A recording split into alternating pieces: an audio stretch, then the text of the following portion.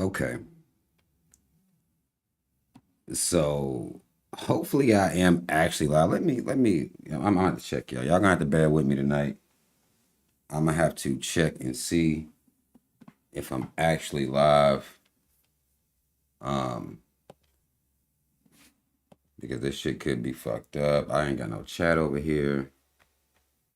Hold on, let me see if I can change that.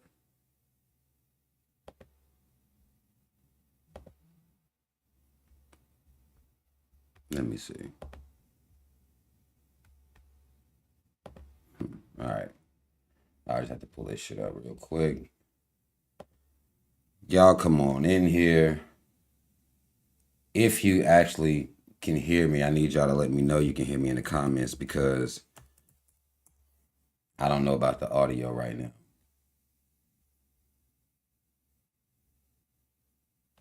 But I'm going to see. And I should have had this shit pulled up.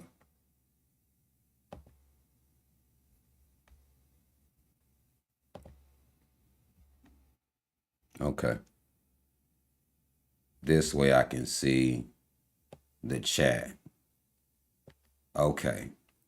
Y'all let me know you can hear me. This shit actually did go live. I was not sure whether it was going to really work. I've been sitting here fucking with it for like 30 minutes trying to figure out like what the fuck was going on, if I had this shit right. But listen, so now that y'all let me know you can hear me, in a minute I'm going to need y'all to let me know if you can hear this music. Okay? In a second I'm going to need for that to happen. I'm actually going to come on camera. I told y'all that for the people that's been watching my lives, I'm going in the truck and shit like that. I told y'all once I got back to the crib and, you know, had time to get on here, come on camera and shit like that, I would do this shit, all right? I told y'all I would do it. We're going to go through some of my Facebook posts and talk about some of those posts. I'm going to share the screen and all that shit. It's going to be some video watching going on in there too. But I need to know now if y'all can actually hear this music, okay? Because I'm going to play this music while I'm giving people time to get in here, but I want to know if y'all can actually hear it. I want to know what the sound hitting for. I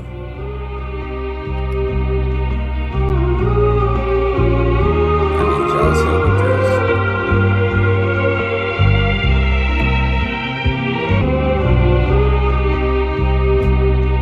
Man, I love everybody's here. You can hear it.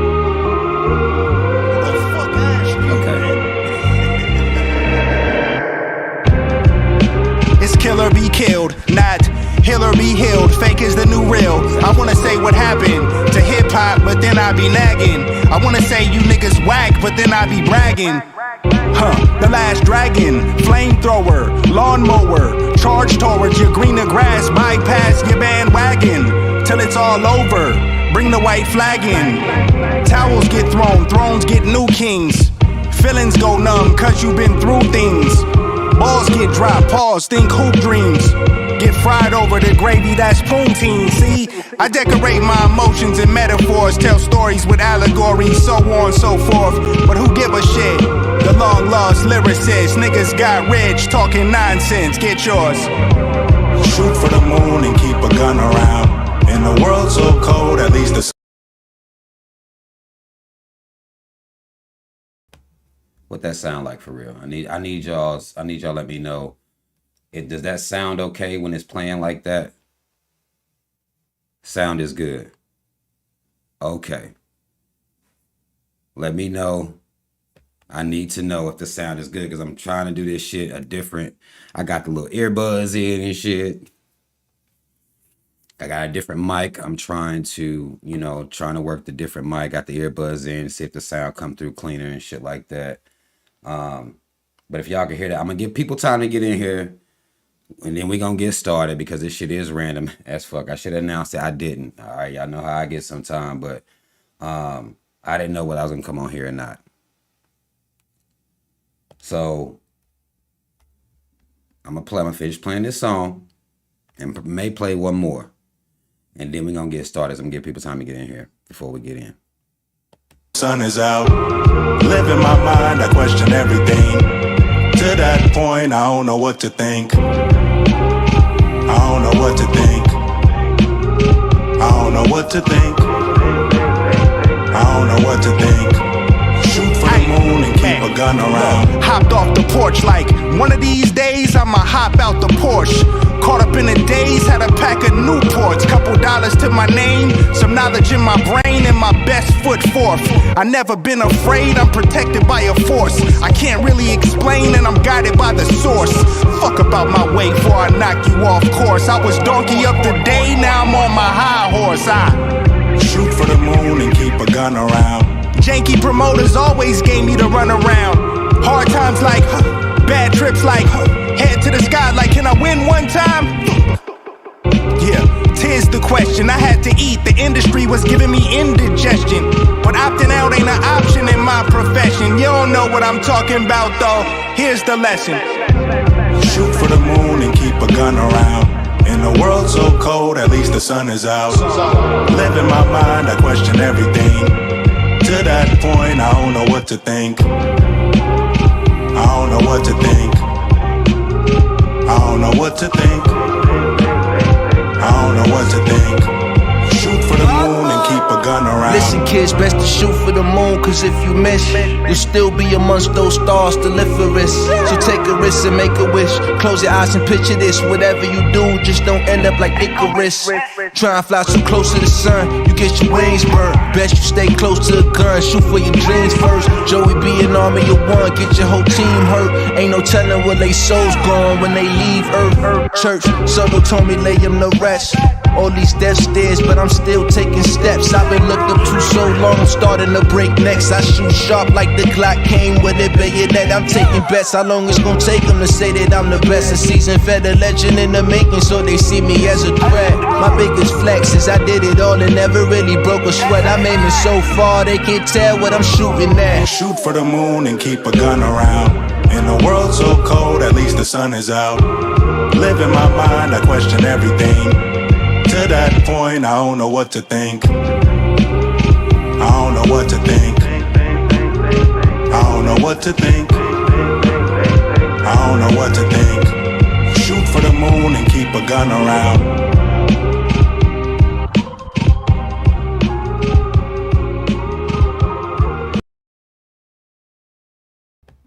Listen, mad love to everybody that's here. Y'all hit that like button on your way in.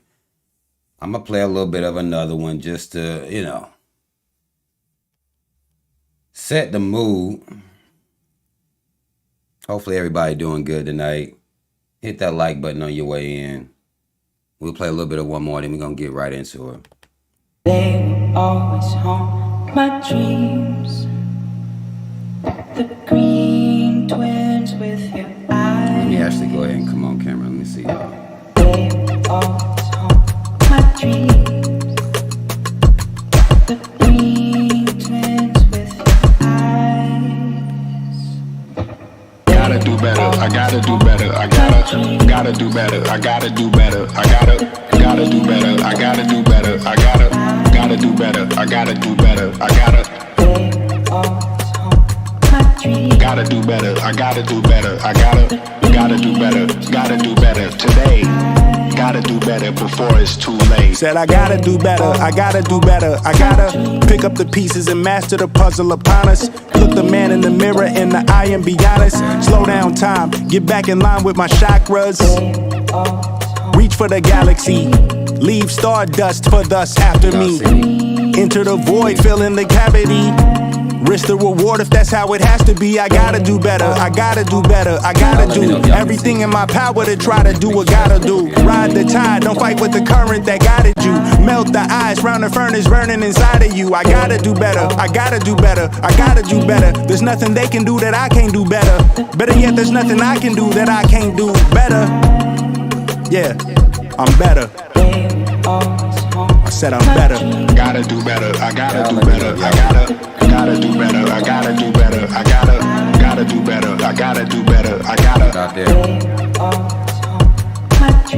do better, I gotta do better, I gotta do better today. Gotta do better before it's too late. Shade stuck to my face, hoodie glued to my head.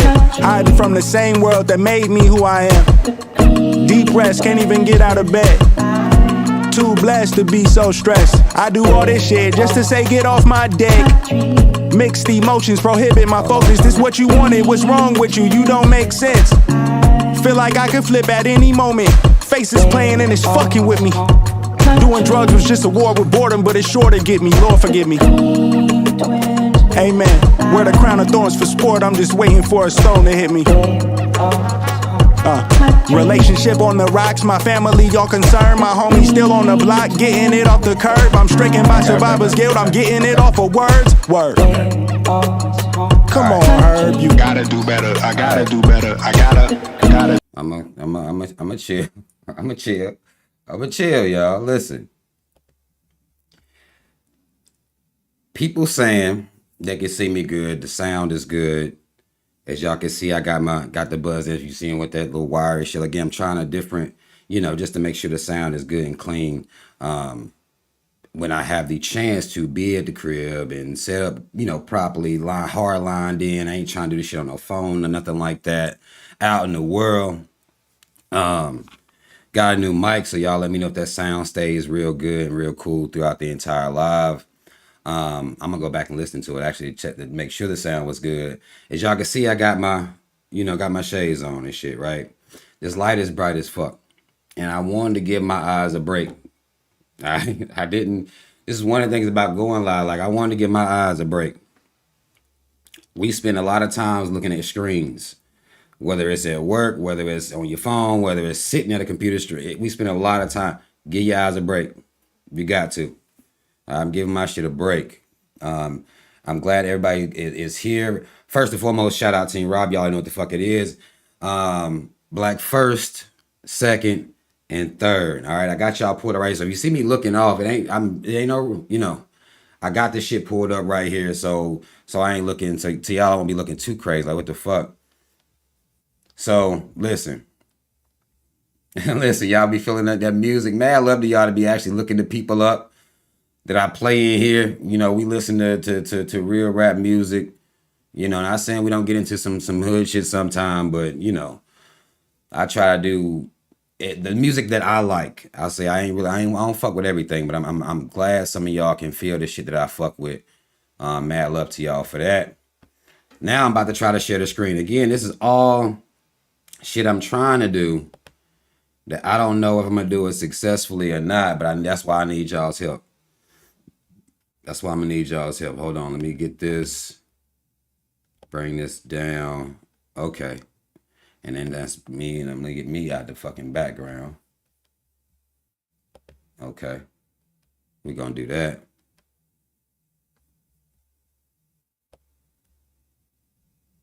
Y'all can still see me, right?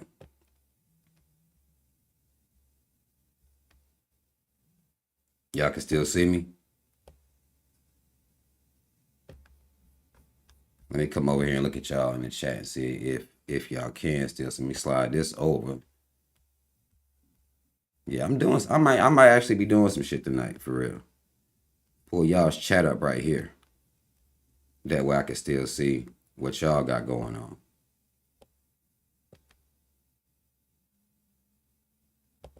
Because for some reason I don't got a chat up over there. Okay, good. Good. Okay. Here we are at my Facebook page, right? And I just wanted to come in here and just talk about some posts that I do on Facebook, some of the responses from people, some of the things that they have to say, because it gets to be interesting. I've been posting a lot more on there, and I told y'all that I would be posting a lot more on there, seeing what the hell going on in the Facebook streets. And it be a lot going on, like everywhere else. I can't act like it's some special shit going on. It's a lot of shit going on everywhere, right? I love it when it be people, I be making comments on shit sometime, right? And motherfuckers, the caves, they'll come to my page and be like, man, you got Black Power up as a banner. This is what's wrong with America. And it's like, man, y'all don't calm y'all dramatic asses down somewhere. Because I be commenting on shit sometime. And motherfuckers will come look at your page. I do the shit, so I can't even get mad at people for doing it. I do the shit. Let me go see who the fuck I'm talking to. And they'll come over and that's the first thing that they'll want to talk about. Is look at your page. Look at all this shit you out here on. Clearly you're a racist. This is why you're saying the things that you're saying. And it's like, man, go sit y'all asses down somewhere. As you can see, my shit restricted for bullshit. Facebook do be on that bullshit. But we're gonna go through some of these posts. Some of these posts are serious posts, some of them light posts, me talking about life, me, just talking about music, me comment on things that people are sending me, and I'll just comment on it and post it up on here. But it's gonna be going in chronological, from the last thing I posted. Y'all know how that shit go. And we run past. Let me just talk to y'all about this real quick, because I'm not gonna do the most right here. I don't want y'all thinking I'm gonna do a lot right here. All right. But what makes a lot of this shit right here interesting is I was talking to a brother, and he was going at me about something I had said about black women. All right. And he was mad about me saying that about black women. I think it was a come down to, and we may get into the post here in a little bit on while we're going through these posts, but he was mad that I had said that black women were the only women that have fought and stood up for black men historically. He was mad about that, right? And these niggas these days, when I'm having conversations with these niggas out here, some of these online niggas, they don't have you either gotta, what you have to do a lot of times is you gotta hate black women. You can't even give acknowledgement to who black women have been, their contribution. You can't even acknowledge that, or somebody gonna try to come for you and make it seem like you either simping or, you know what I'm saying? Like you doing some wild ass shit that you shouldn't be doing, talking about the womb from which you came in a positive light, nigga. Something's wrong with you, right?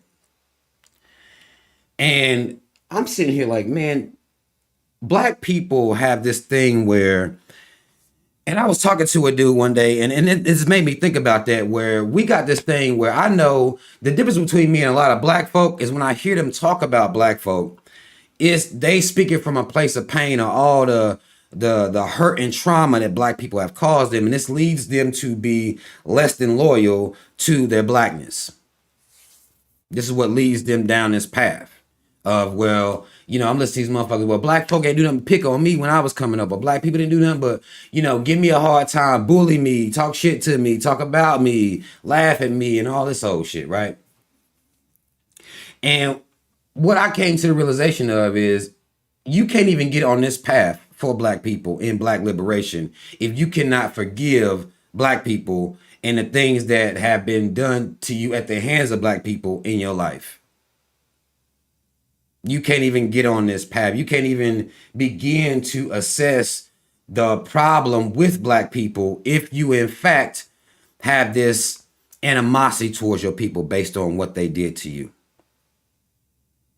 And when I talk to a lot of these black people out here, I'm seeing that this is what puts us on two different sides of giving commentary about what's going on with black folk. Some people, they just want to get out all that hurt and pain. I already forgave black people. That's one of the, if you want a path to not being a coon, that's one of your first steps right there is forgiveness. I done been robbed. House broke into, car broke into, fought, bullied, laughed at, black folk, all that. But once you get on this path to where you actually want to enlighten the mind of your people, you have to forgive those transgressions. You have to forgive them. You have no choice but to forgive them, because if you're going to hold on to those painful experiences, whether it's with your mama, whether it's with your daddy, it don't matter who it was, whether it was a husband, wife, or, somebody you was in a relationship with, or a family member, these backstabbing ass, whole ass family members that some of us have out here. It don't matter. You have to forgive. If you cannot, then there's no way you can get on this path, because all you're going to come back to all the time is what all happened to you at the hands of black people. And you're not going to be able to see past that.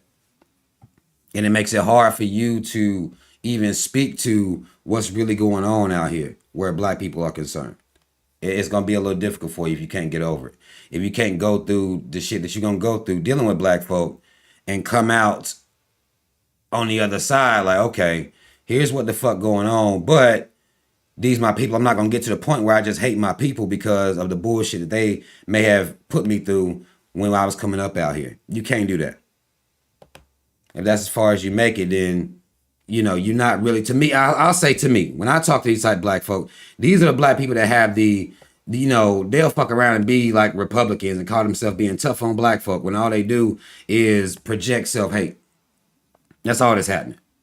It ain't nothing. It ain't even nothing deep. They act like it's deep sometime, but it ain't nothing heavy. They just their experience they had with black folk was negative, and I get that because I came from that. So in one part of my mind, I understand because I had to forgive black people for this, and this wasn't something that I struggled with getting on this path because I had already done it. I chalked it up very early. I didn't have a deep hurt or pain. I chalked it up. Okay, that's the shit that happened to me. I'm grown now, so ain't no point in me holding on to this pain throughout my life. It ain't gonna do me no good anyway. It's not moving me forward, pushing me forward, putting me in the right mindset. It isn't doing anything for me. So I already have forgiven black folk anyway, before I was even thinking of it like that.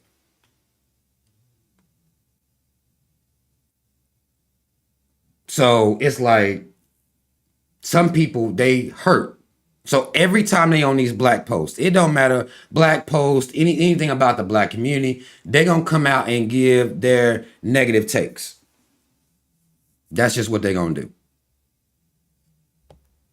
That's how they gonna get down.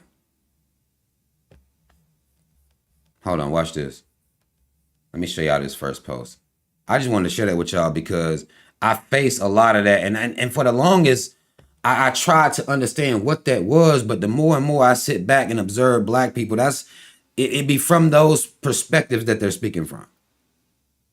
They just be hurt, man. Something done happened. Their heart done been broken, and they couldn't forgive. If you can't do that, you're not gonna be able to be on the side of black people, or you're not gonna be able to speak up for black people because you're gonna always go back to hurt and pain and be like, man, them niggas don't even deserve this shit.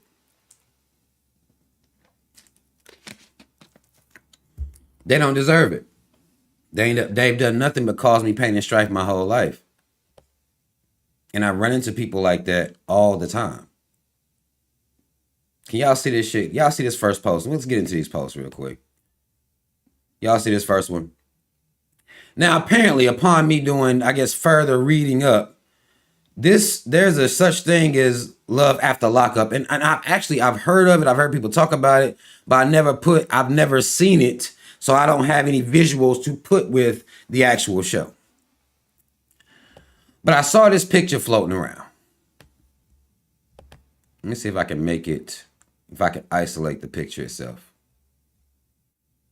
I saw this shit right here floating around, right? And there were people that actually watched the show that was like, well, this woman ain't this big no more. She got herself together. Here's my issue.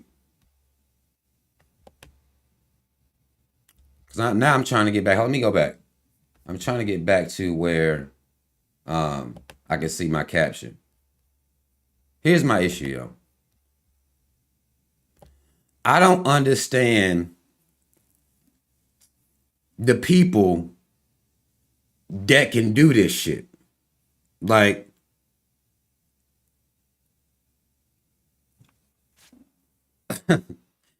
there are people out here that's big and out of shape. It is what it is. I know we got to that point where, body positivity is the name of the game. That's the name of the game. Body positivity. You can't really be honest about shit like this because then you're shaming someone for how they look physically, and you could hurt their feelings, and that may make them feel bad about themselves. So you can't talk about it like that.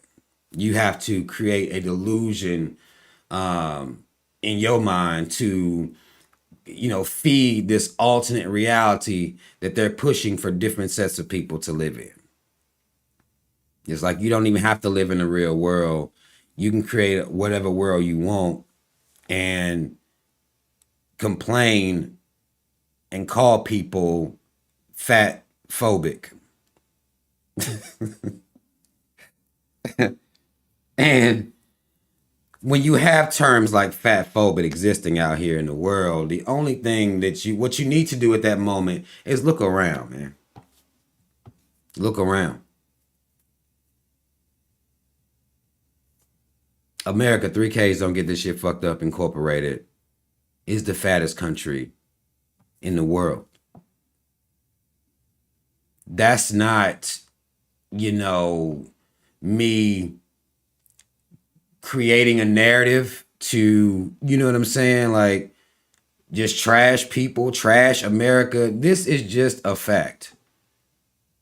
Just so well as the fact that America locks up 4 to 5 times more people than every country in the world. These are just facts. This is not something that I'm just making up. You know what I'm saying? Like, that's how people try to make it seem like, I understand body positivity and all of that. And, cool, you comfortable with the skin you in, but some shit's just out of fucking pocket. Some shit's just out of pocket, and I don't see how this appeals to anyone. And people get mad at me for shit like that. And it's like, yo, what? It's not even me being insensitive. Like, come on, yo. Like, come on, yo. And I see people like this every day. And now they don't want you to say nothing. You're supposed to keep it cool. And understand, dudes. Now, I don't know the show. Again, there were people that were trying to put me up on the show. And this man apparently just got out of prison not too long ago. He got with her to get money off of her, I guess. I mean, I don't know what type of money you have to have. I can't even imagine. It couldn't be regular money. You know what I'm saying? Like, it would have to be some, top 10 most richest women in the world type of shit, maybe, or something like that. But, just doing this. And a lot of people just saying, well, some dudes just like big girls. It's those dudes that, I want an understanding of. Like, what causes you to specifically pursue that? Like, without it being something that would have to be a fetish of some kind. If you're specifically and only pursuing big, like, to me, that's some fetish shit. Like, that's not normal, regular thought process. I'm not saying you can't see the beauty within a person that may be, plus size or big or whatever like that. I'm not saying you can't do that. What I am saying, though, is I don't see how people do it. And specifically target that group of people and then sit around and act like, well, I just like big girls. That sounds like some type of fetish, yo. I'm sorry. To me, it just is what it is. That's the only way I can explain this shit. Like, come on. It gotta be. It gotta be. Yo. Oh my God. Let's look at this.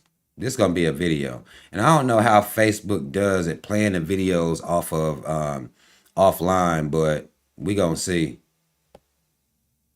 We gonna fucking see. Okay, so I'm supposed to do the sound right here, or are you taking all fucking day? That ain't it. That ain't where we were. I can't hear. Hold on. Men don't care about the big old lips. Yes, they do. And no, they do it. The women are doing that for themselves. Yeah. Because the men don't care about it. The men would rather a woman change her stinking attitude than put on all that makeup and hair and everything. That's what the men want. But the women will go out there like, oh, I'm going to change this, I'm going to change that. If you look at a man and the man said, yeah, he's fat. The man will if he's feeling bad about himself, he wants to make something, he'll go and hit the gym. What's the woman going to do? Go and do? Get a BBL, get her lips done, put on her makeup, put on her hair, and stay the big old fat person that she is and say, oh, it's body positivity. The men don't even want that. And the women are not getting all this cosmetic surgery for the men. They're getting it for themselves. You got to turn around. What man wants a woman that's going to turn around, go and have an operation, and can't sit on a plane because her arse has been injected or been interfered with? She got to lie there on her stomach. Do you think the men want that? Or wake up in the morning before you got to hit the house, she's got to put on. I'm sure I worried about some of the men because they must go out with a woman And then when they wake up in the morning, they think, who the hell is she? The scars, By the time you catfish. take everything off, women need to change their attitudes before they change their makeup. Women are changing. Okay, listen. Y'all heard that, right? This is a clip that somebody had sent to me that off that show, or the podcast, I guess it is, Just Pearly Things, that the channel where they sit around and have these types of conversations. And this one, in this case, is a black woman that was leading this clip piece. And I guess people were sending it around to either give her a big up or either go in on this bitch for saying what she said. Those are the two choices that you're going to have. Either you understood it, you understood some of it, or this bitch is completely in left field, right? And, you know, I see shit like this, and people want to deny the validity of what the lady is saying. And I can't do that fully. She's not making a terrible argument here at all, because men don't really care about that type of shit. In particular, it actually shines in the face of the idea that y'all will say in one breath that men will fuck anything. And then in another is, well, I got to go get these BBLs for men to fuck with me. And it's like, I thought, to me, both things can exist in the same space at the same time. That's just how I see it. Both things can exist in the same space at the same time. How, if you saying that men will fuck anything, why then can you say, well, I have to put on this, I gotta get this BBL for men, I gotta, get surgeries for men, whether it's to your mouth, I gotta wear all this makeup for men, I gotta wear this weave for men. It's both things can't be true at once. That's all. I mean, to me, anyway. So women are doing that because they have this competition going on amongst themselves. To get more of that attention that men give out, this pseudo attention, this quasi attention that men give out in the form of likes and shit on social media and things like that. It's created a new space. It's created a new place where people can have low self-esteem versus what they're seeing online. And adults are falling for this shit. So you can imagine the effect it's having on children. You can only imagine if people with fully developed, so-called fully developed brains are being affected and their confidence and self-esteem is being affected by what they see online, then you can imagine how the kids is doing. Because we're not framing this shit for them. We're not letting them know how unreal this shit is. Right? But she's saying that men don't even care about all that. They want y'all to change your fucking attitudes. And based on what I'm hearing men say, I can't say that she's lying. I mean, I understand that women may try to invalidate the point that she's making as far as women, men wanting women just to change their attitudes before you worrying about all this makeup and all this other bullshit. But I ain't gonna sit here and act like me. I couldn't sit here and act like anybody with any type of body, regardless of how great their attitude is, I'm still not gonna fuck with them like that. Because something is wrong with me. You know what I'm saying? Like, something is wrong with me. I don't even know how else to explain it. Something got to be wrong with me. Because I'm not doing that. I'm not saying a woman has to go have surgery or, and all this old shit. But I'm not just taking whatever that just comes and stands in front of me and just, no. I can't do that. I'm not there yet. I'm not either the problem is I'm not mature like everybody else may be. I still got some shallowness. I have to, find whatever that I'm trying to deal with. I gotta find it sexy in some type of way. And to me, there is no type of way. If your shit is all fucked up, your body all fucked up, to me, there is no type of way for me to see nothing sexy in that. Even if your attitude is great. And this is what I don't know why this little piece right here is being talked about. This is why people be like, well, they look over good girls. Some of these good girls don't be looking the part, and men do care about that. They will fuck anything, like y'all will say y'all say it about us now. Men will fuck anything, but being out in public with, rocking with heavy like that, not so much. Not so much. We gotta be real about that. Not so much. We have to be honest about it, even if a woman has a great personality. Women are doing that shit to compete with each other, though. That's been happening before they even developed any type of weight or anything like that. But I mean, this she dropping. I mean, but she did say, well, if men feel some type of way about himself, what he'll do is he'll hit the gym or some shit like that. That's not necessarily true.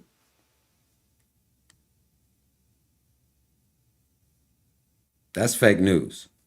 He's not necessarily hitting the gym. He may just, sit there and be a sloppy fat motherfucker that gets online and be mad that he can't get the women that he want in his life. And he be mad as fuck about it. So that group of people exists. Therefore, men don't just go to the gym and decide they need to work on something and do better. That's a lie. That's a lie. That's a whole lie. Like, I don't even know how, even if you want to say this is church, what she's saying, she's spitting. What she said about men is a bold-faced lie. And this is what makes these conversations so fucking circular and so fucking dishonest is she just lied.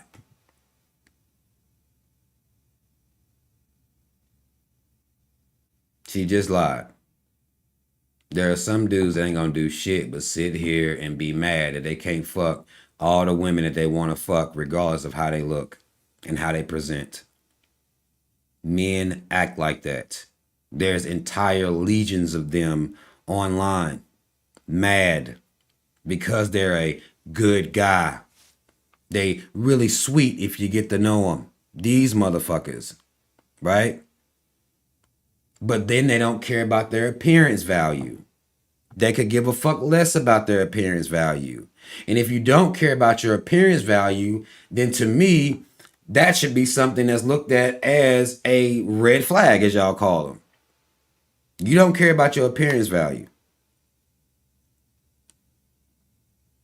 You have to care about your appearance value. To me, I don't care, man or woman, you have to care. She lied and said men just care. They just go to the gym and work out and shit like that. That's not true at all.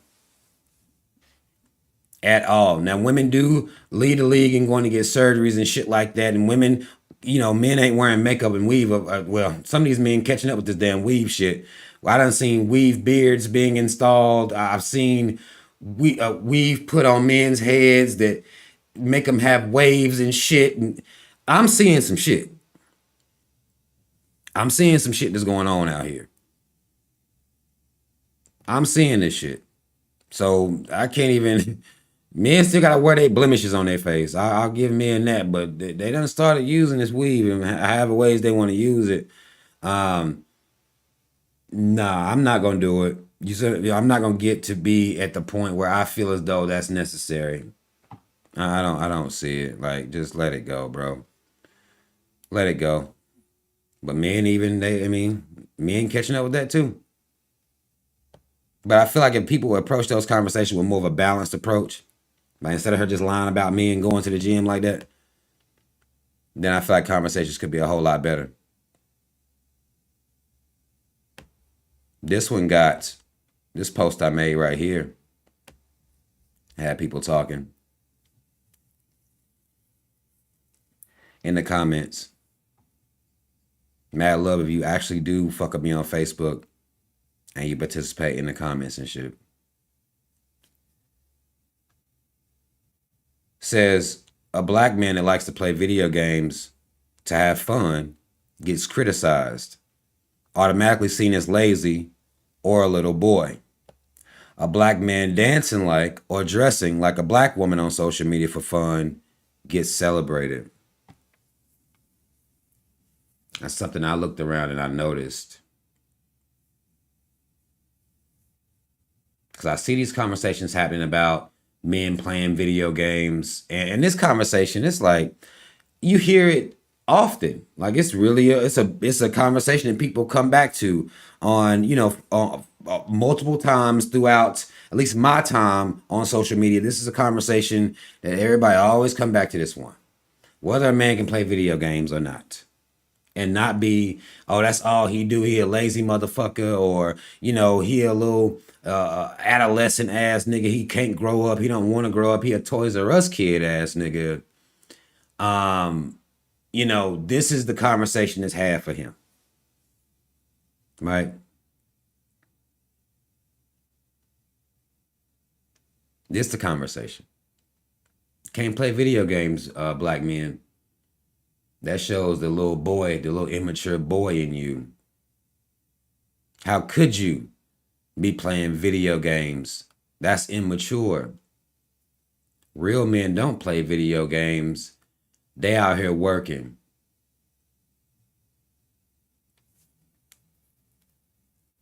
These are criticisms for video games. But you let a black man get online, either shaking his ass like a woman or dressing like a woman, doing comedy like, he acting like he a woman, doing those little skits and shit like that. That shit is celebrated. A black man can do that for fun, and nobody really has an issue with it. That's something I've noticed for, you talking about years at this point. Put a dress on real quick. Or either come make fun of black women and how they talk and the way they be rolling their neck and snapping or doing that shit with their hands. Like, let's come make fun of that online. That gets celebrated. That looks odd to me, because if you're talking about somebody that has a video game addiction of some kind, like these motherfuckers, they sick. They're addicted. Same way somebody would be addicted to alcohol. Same way somebody could be addicted to food. Addicted to their detriment.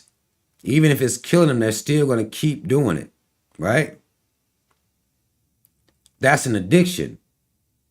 I don't consider that person is not the same as the person that just played a game sometime. We dealing with two completely different groups of people here.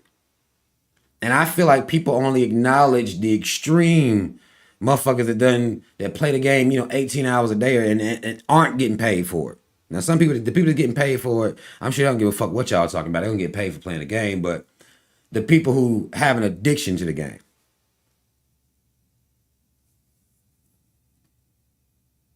The addictions. I can see that. But that ain't everybody, yo. And you even got men, like, it's almost like men, if you're not producing 24/7, or if you're not doing something that is either used to attract women, which is either getting money or, buying some shit at the mall or some shit like that, or getting your new car, new truck. If you're not in constant produce mode, well, produce and then present for display. If you're not doing that at all times, then whatever you're doing is immature. Nigga, you supposed to work yourself to death. What the fuck you doing? Playing a game. You're supposed to work yourself until you're dying at 45, 50 years old with heart problems. That's what you supposed to do, my nigga. What you doing? Playing the game. Relaxing, sitting down, chilling. What are you doing now? You're supposed to be on go mode your entire life until you die. And then everybody looking around like, oh, they went too soon. It's because they didn't stop. Sometimes you gotta stop. And if you choose whatever you're doing with your stop time, whether that be some people relax, they want to read books. That's what they do in their downtime. Some people watch fucking TV, watch shows. Some people play the game. Some people, I want to say homemaking. And some people, they occupy their time with that. Gardening. Some people occupy their time with that. Some people collect fucking rocks. Okay? There are ways that you can be out here and have different things that you do in your free time that you don't have to necessarily be judged for, and particularly if you're doing all the work that you're supposed to do. At least that's how I look at it. And I'm watching black men that get online be protected in this, by being feminine is looked at as black boy joy. And it's like, no, I'm tired. Listen, let me tell you what I saw first. And I didn't post it on here. I'm tired of seeing black men, and our black boy joy is what they're called, or black man joy or black man happiness. And we somewhere on doing some feminine shit. No, I'm not going to carry these feminine ass hoe niggas as to, well, that's what we look like when we happy. We just skipping around, prancing around. Like, that ain't how the fuck we all get down. I saw a video of Cam Newton at the goddamn skating ring. And of course, regardless of how, you see black men skating, it's supposed to be something that is, looked at as us having fun. Okay? I've skated before. Back when I was in high school, we used to go to the skating ring and shit like that. There are certain ways that men skate, and there are certain ways that women skate. This was established very early in my life.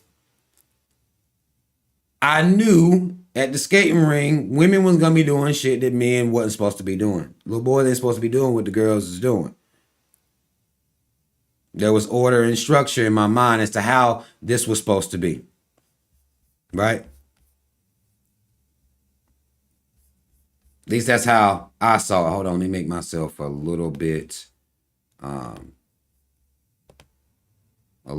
because ain't nothing going on this side of the screen but pictures of people and shit, right?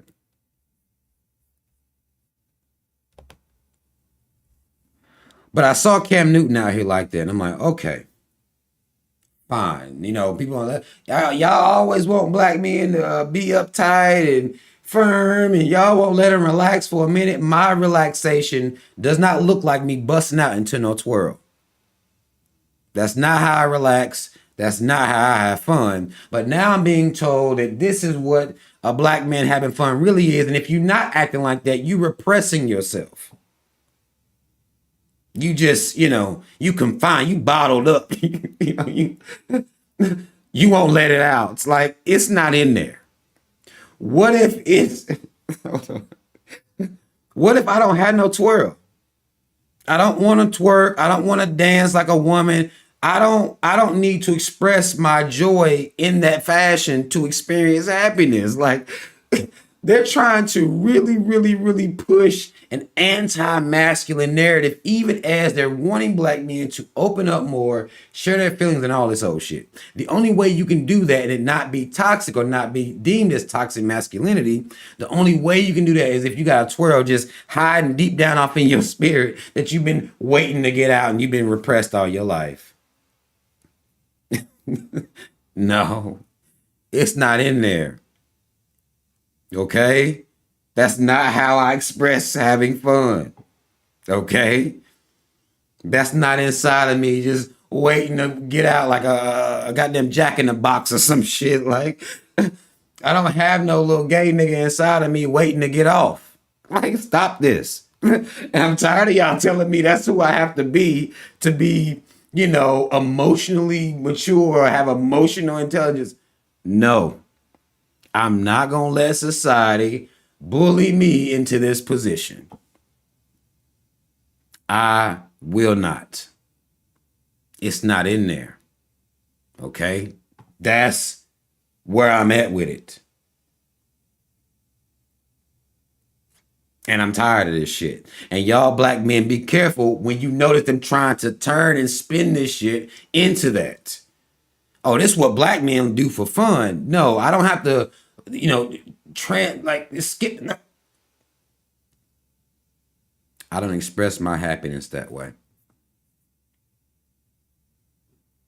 I'm not saying that people can't be in touch with their inner child, but let me tell you something.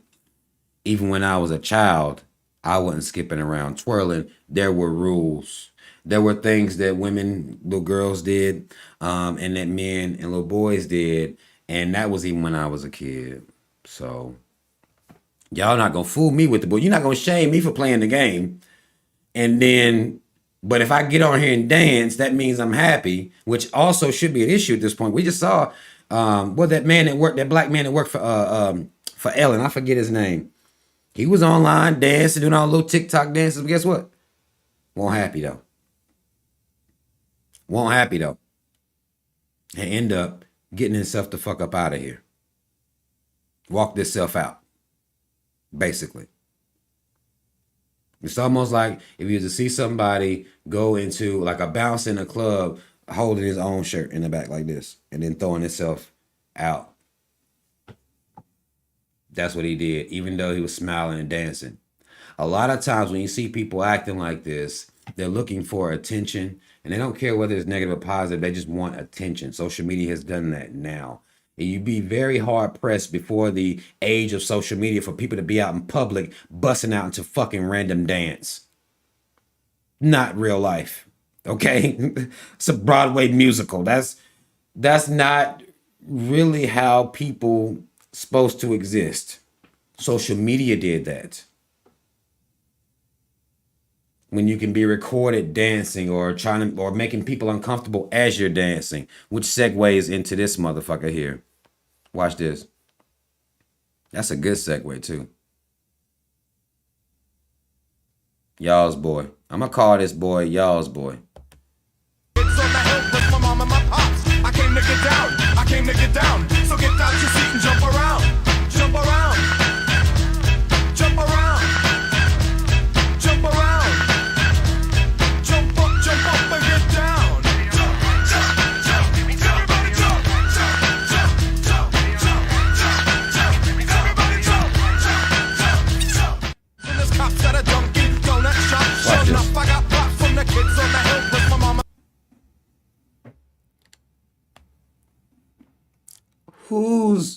Whose man's is this?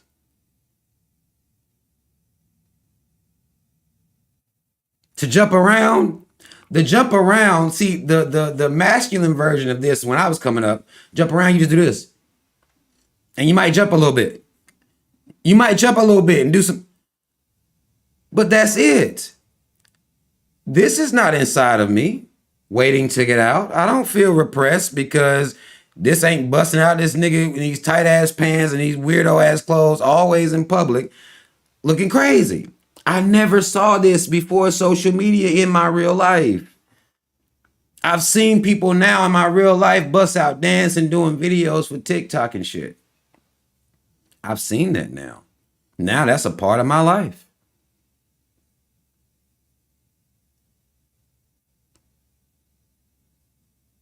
These dancing niggas don't be happy, a lot of them, I'm telling you. But there was a way that you're supposed to act when that song come on.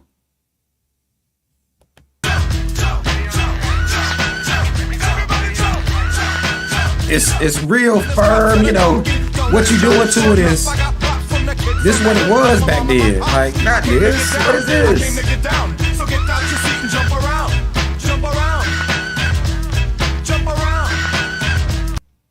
And then people be like, yo, he too big to act like that. I don't even care nothing about that, man. Like, his size is, if it was a little guy doing this, I would feel the same way. It could be a midget. I don't know what his size has to do with anything, but I don't care who it is, yo. This is some hoe ass shit right here. This some hoe ass shit right here. And they telling him, well, he just a black man having fun. Leave him alone. It's like, look at the video. And no one's bothering him. He's bothering everybody else. What do you mean leave him alone? No one's bothering this. This man busts out and dances no matter where he is. I saw another video where he had on some shorts in a restaurant, dancing all over inside of a fucking restaurant. You did not see this stuff before social media. People was not acting like that while you was trying to eat your food. Like, I promise you they won't. I promise you. Watch this. Look at these caves. AKA raw beef sandwiches. Basically, you're taking some rye bread, topping it with pepper jack cheese, raw ground beef, onions, salt, and pepper. This is super traditional, old school Wisconsin food. There's nothing more Midwesty than cannibal sandwiches, aka raw beef sandwiches. Basically, you're taking some rye bread, topping it with pepper jack cheese, raw ground beef, onions, salt, and pepper. This is super traditional, old school Wisconsin food. So I posted this, right? And the reason I posted this because I went to look at the comments, because one thing about Facebook and really any social media, you want to look at the people in the comments. That's just something that you're driven to. If you're like me anyway, you're driven to see, okay, what are people saying about this? Because I always want to know what black people saying. I always want to know what black people saying. And in this, black people that were from Wisconsin were sitting here saying, well, no, that ain't Wisconsin. We don't do that up here. You know, that's not what we do and all this old shit. Black folk. Here's what I need black people to understand, okay? This is Wisconsin culture. You cannot tell these white folk what is Wisconsin culture to them. They eat raw meat. We've been doing that shit for a while now. This ain't new information. It's called cannibal sandwiches. We understand these people's history. But black people like to try to carry a state. And I don't like when we do that, really. To me, it shows some type of a little bit of delusion. Because we'll try to carry a state. It's black folk trying to carry Wisconsin, talking about some we. Like, you're black. No one, she wasn't even talking about you like that. Black people don't even understand our position in the minds of these caves. We be thinking we further ahead than we are. When she was talking about Midwest culture, she ain't even talking about you. She's not even thinking about you. It's not even in her mind to present you as a part of the Midwest culture. You think I'm going to listen to you tell me, no, we don't do that? No, I'm going to listen to the cave bitch that done told you we eat raw meat out here. I'm going to listen to her before I let black people like, nah, we don't do what they do. But it ain't but 14 of y'all. Y'all don't make up that culture right there. If she came in here and told you that's her culture, then that's the culture of Wisconsin. Not you, black folk. That's their culture. And you gotta let them have it. Like, this is why I be knowing, like, whenever I'm reading comments that black people make about certain things, like what we think is a flex, you know, that's what lets me know where we are mentally as it pertains to how we view so-called white supremacy. How we view it. It lets me know in comment sections. When I saw black people, like, listen, this white bitch right here, when she said she talking about Wisconsin in the Midwest, she talking about what white folk do out there. And they can do it, whether you do it or not. They can have a restaurant dedicated to this because they don't need you to do it. They don't need you to come do it with them. They don't need you to be like, you know, yeah, that's how we get down out here. They don't need none of that from you. This a whole restaurant that's still open post so-called pandemic, and they eating raw meat in that bitch. They don't even need you to participate. I'm sorry. You have to see where you are. And I know this is how I know black folk don't be understanding stuff. We over there flexing. We don't eat that. That don't mean it's not Wisconsin culture. You're not Wisconsin for real. You want to be. But you're not. And some people eat that shit like, you all know they be eating, you know, runny eggs and, you know, raw steak. Y'all know how they get down, man. That's who they are. And that cave bitch is happy as hell to be eating that shit. Like, come on, yo. They want worms and shit. Let them have it. Okay. This might be a little bit of a conversation right here.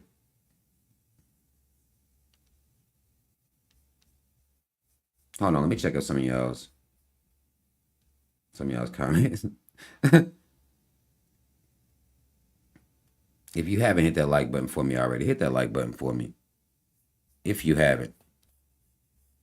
Again, this is light work, y'all. We not doing I'm just showing the diversity of my Facebook page and expounding upon some of the stuff that I be posting on here, because I can't always type it out exactly. You know what I'm saying? Because I could talk about the shit I could type a whole lot of shit and I don't be want to do all that. So I type enough to get my point across.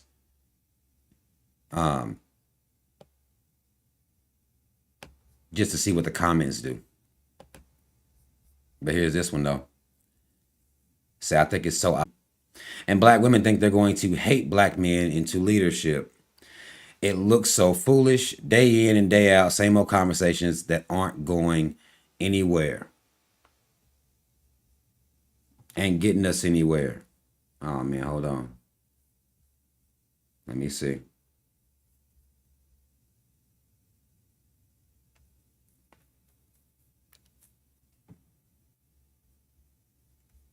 Okay, we back.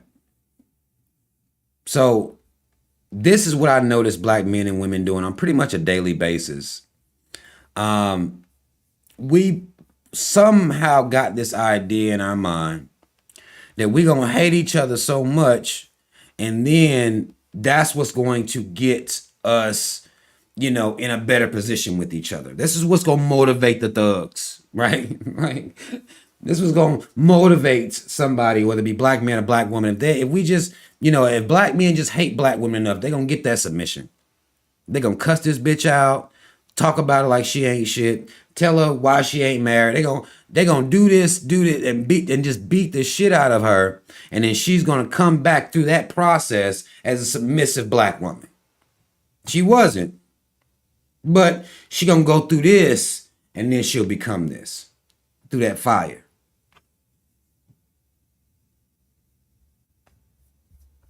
That's what they'll say. Oh shit, somebody said I'm going in and out. Am I sounding okay still or no? Let me know if I'm sounding okay before I continue.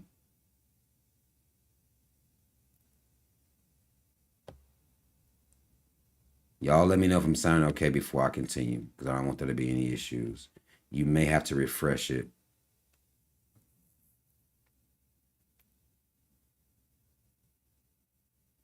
Everything good? Appreciate that, Jay. Okay.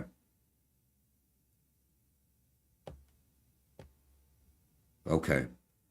And like I said, if I watch the playback and this shit ain't clear or it don't play back good, I'm not going to even do this shit like this no more. So I'm just, like I said, I was trying some shit out. I'm good. Okay, good. Listen. So there's some idea that black men have, well, I'm going to talk shit. I'm going to talk all this shit, and then she going to be submissive after this, right? And then black women believe they're going to come in here and, talk shit about black men and trash black men, and they don't give a fuck about black men, and fuck them niggas. They ain't this, they ain't that, they ain't this shit. They don't do nothing, right? And at the end of this process, they'll be great leaders.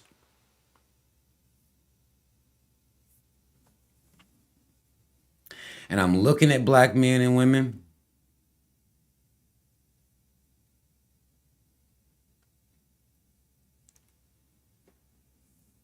And I want to know where has this been proven that it's going to motivate somebody to be different or help somebody to see? When the fuck is that going on? That ain't real shit. This is why you sit here and you see these conversations happening online, and black men and women feel like they are doing a great job trying to escape each other and go into their separate perspective places. Like, you can exist over here, I'll exist way over here away from you, and we still gonna be okay. Y'all motherfuckers have lost your fucking minds.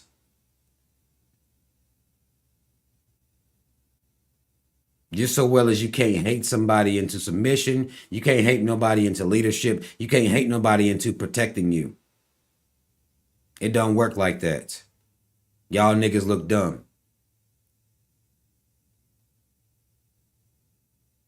Y'all look dumb. When I see black men and women talk about how much They don't need each other. It is so fucking ridiculous. Like, how do you have people, black people, born without black men and women? How do you even at a very basic biological level, how the fuck do you even have people still born? The way you niggas talk is almost like y'all, be at the house and you just, can snap your fucking fingers and you just can create people out this bitch. If the way y'all talk really were to dominate the mindset of black people, there would be no more black people. That's how you know the mentality and the mindset is flawed. Because if everybody got into this mindset, now, thankfully, everybody haven't gotten into this mindset, but if everybody was to really get into this mindset, fuck you, I don't need you. Okay, cool. You die off. Because y'all say y'all don't need each other for nothing. Some of y'all that dumb. Like, y'all say y'all don't need each other for nothing. And as you sit in the mirror, if the black people who came before you thought like that, you wouldn't even exist.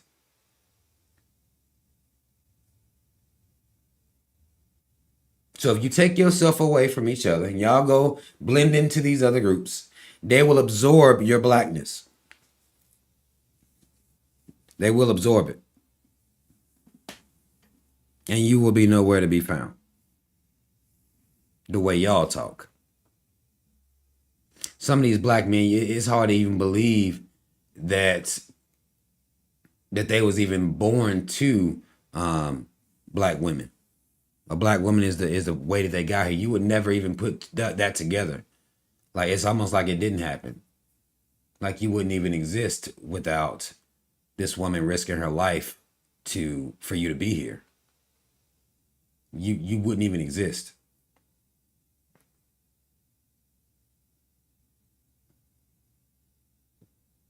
And you wouldn't exist without the sperm that came from this man.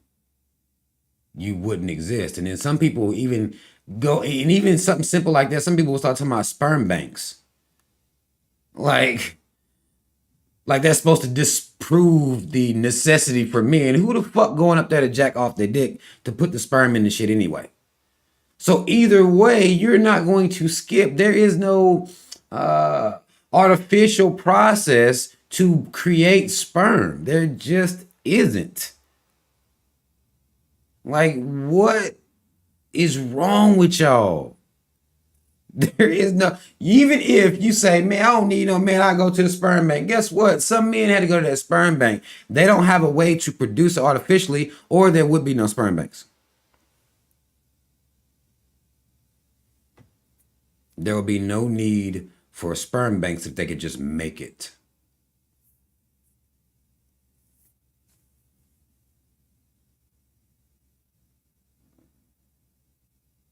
Those are facts.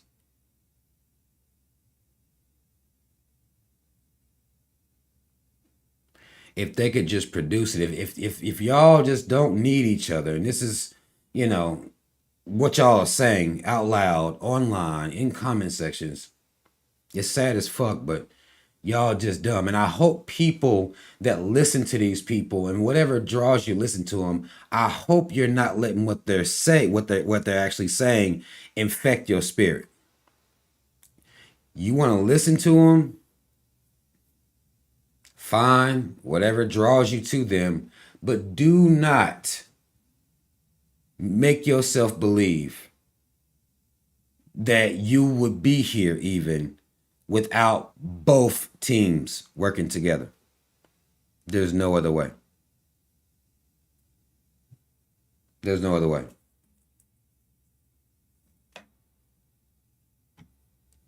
No other way. And black men and women, come on, yo. Y'all look dumb. Y'all think y'all gonna, talk the most shit to each other every day, and that's gonna make y'all do something. Watch this shit.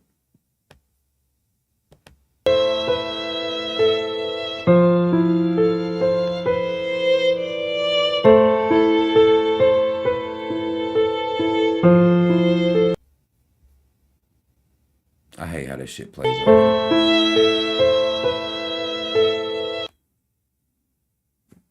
People do this What the inherently. fuck? Is that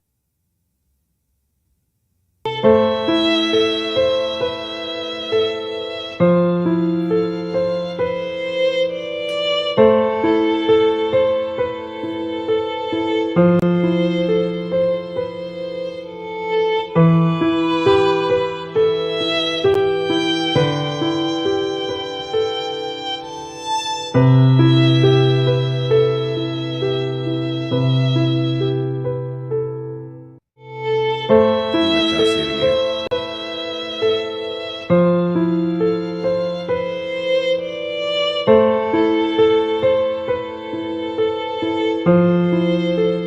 Skin bleaching.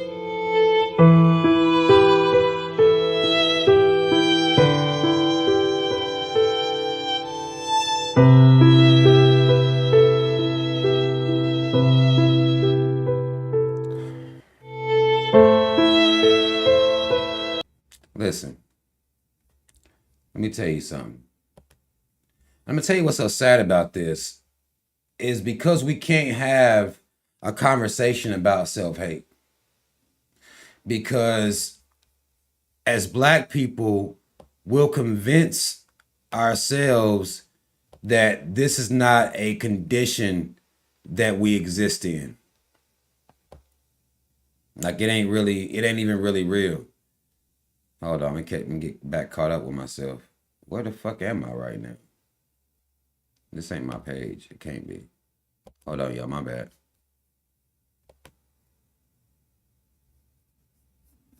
Hold on. Let me get back to where the fuck I was. This shit. I don't like the way it play videos on here. I be trying to figure out why every video in the world doesn't have a fast forward or rewind feature on across every device. Like the very basics of videos, some places will be like, well, fuck rewind and fast forward, bitch. Fuck all that. We're not even gonna give you the basics. Like they got this super technology. Y'all can't get fast forward and rewind on every video. That's the base. That's VHS. You do that shit with VHS. Okay, we finally back. Okay. So skin bleaching, right? And I post this shit just to see. I wanted people to see the effects of is a pregnant Black woman getting her skin bleached, going through the process. And I share this and I say, well, I wish we could have conversations about self-hate, but Black people have this issue where we can't acknowledge self-hate. We cannot acknowledge self-hate. And to do so, we will put it with another group of Black people. Okay?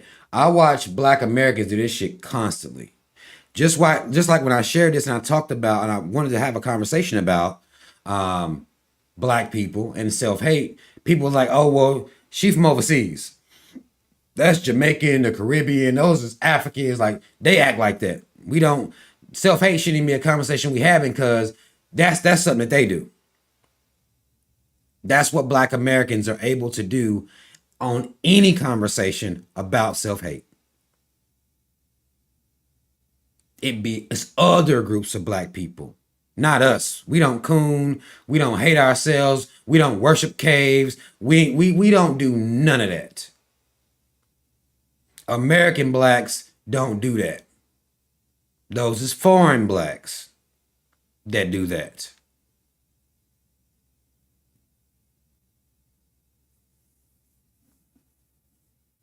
This is why we're not able to have a conversation, an honest conversation about self-hate as it pertains to us all over the world.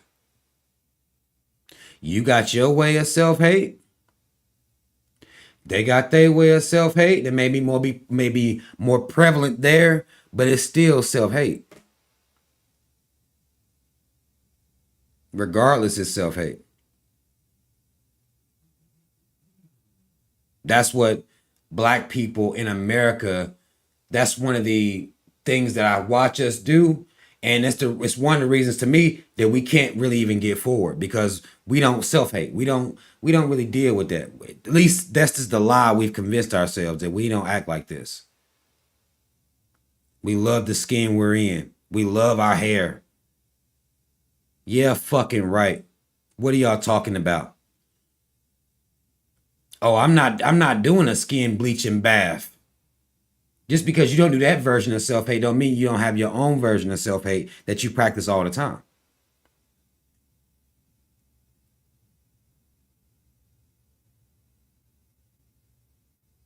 You have to understand that there are women, Black women in America, that do the same type of shit. They may not put it online, but they doing it. I've seen people get lighter in real life. So I know it's happening. It may not be as prevalent, but it's still happening. Black Americans, you are coons too. And I said too, because I like to be fair. You too. You too. I think when you stop, a lot of the shit across the world would stop. Honestly, if you ask me, since we do brag about the influence that we have over other nations. So we'll brag about the influence we have with other nations, but when somebody cooning somewhere, they ain't shit, man. Hey, that's their culture. Nah, they don't. We don't. We was talking about as far as song and dance. Yeah, that's all. We was just talking about that. We love to do shit like that. Like, what the fuck? That ain't real. You're gonna have to be accountable for the whole shit. Because I believe when you stop cooning, I think it will trickle around the entire world. But I think because of these freedoms that you have, you're not gonna stop. You're not gonna stop cooning. And you're gonna keep lying about the fact that we don't have a self-hate issue, just like every other Black person in the entire world. Now, am I saying, as I say that Black people across the entire world are self-hating ass coons, that don't mean that you are necessarily one yourself. I'm not even saying that I'm one myself, but it's a relevant fact that we sit around and be on some self-hating ass shit on pretty much all day, every day. You could just see it within the gender warring that Black men and women do, American Black men and women do on a pretty much daily basis. It's self-hate. And it's become a part of y'all's culture.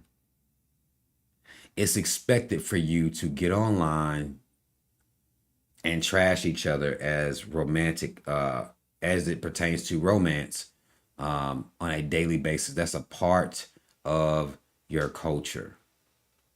At this point, you've adopted this as a part of your culture. Now, y'all know how we talk about culture here. I don't think Black people have built one, but if we acknowledge this Black culture that Black people are putting all this stuff into, then this relationship podcast and conversations where you trash each other back and forth, this has become a part of Black American culture, which to me is a form of cooning. Maybe not extreme as, bleaching your fucking skin, but it's still anti-Black. At the end of the day, everything y'all do, everything that the people, these Africans do, these Jamaicans do, a lot of the behavior is coon shit, and don't nobody want to call it out at all. And if you ask Black Americans, we don't even have coons. They don't exist. All Black Americans love themselves. That's the lie. That's the lie we want to tell. And it was even in the comments. People like, well, that's them. They African. They act like what? Y'all motherfuckers be trying to be oblivious to shit. Oh, it's my post about introverts. Watch this shit.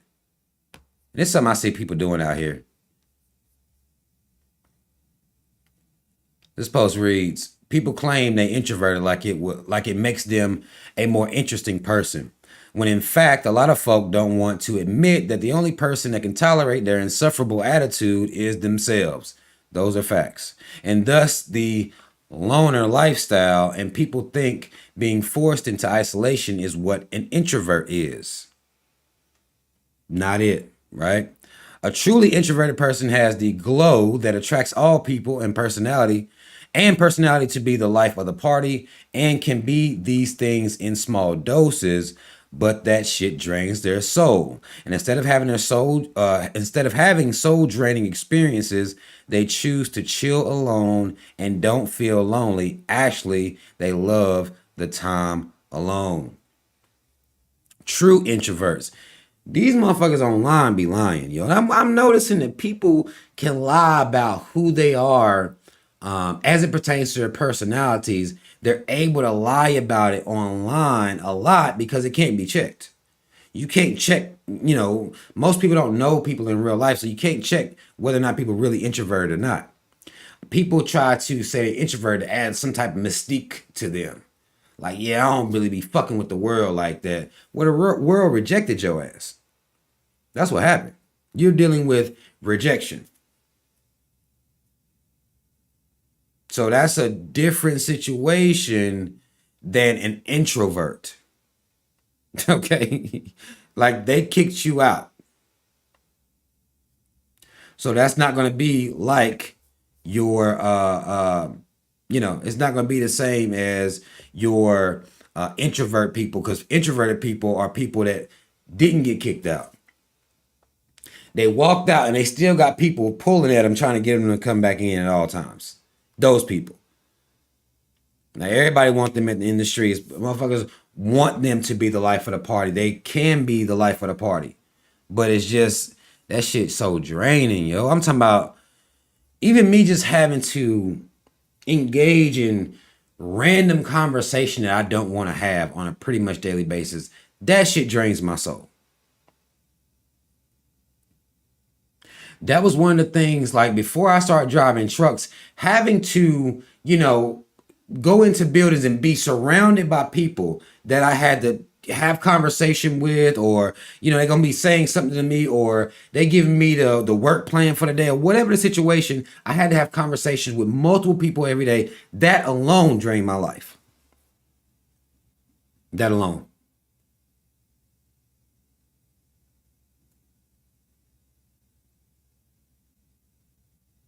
Murdered me. Because you have to engage in conversation, especially if you're working in a business or a fucking factory or wherever the fuck you working with. You're surrounded with people, whether you're in a fucking cubicle or not. It's people there. And that shit is aggy.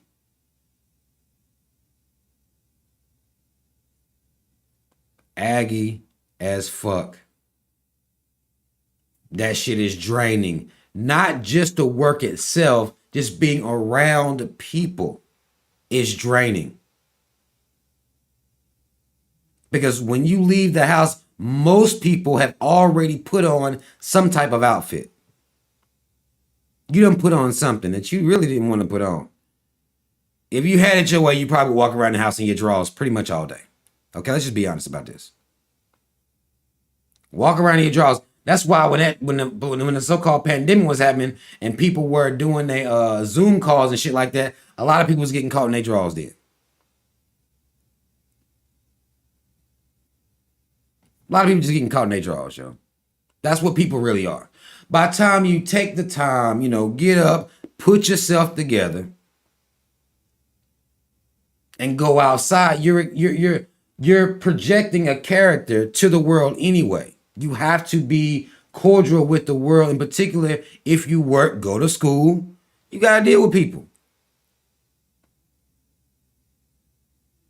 That shit drains my life.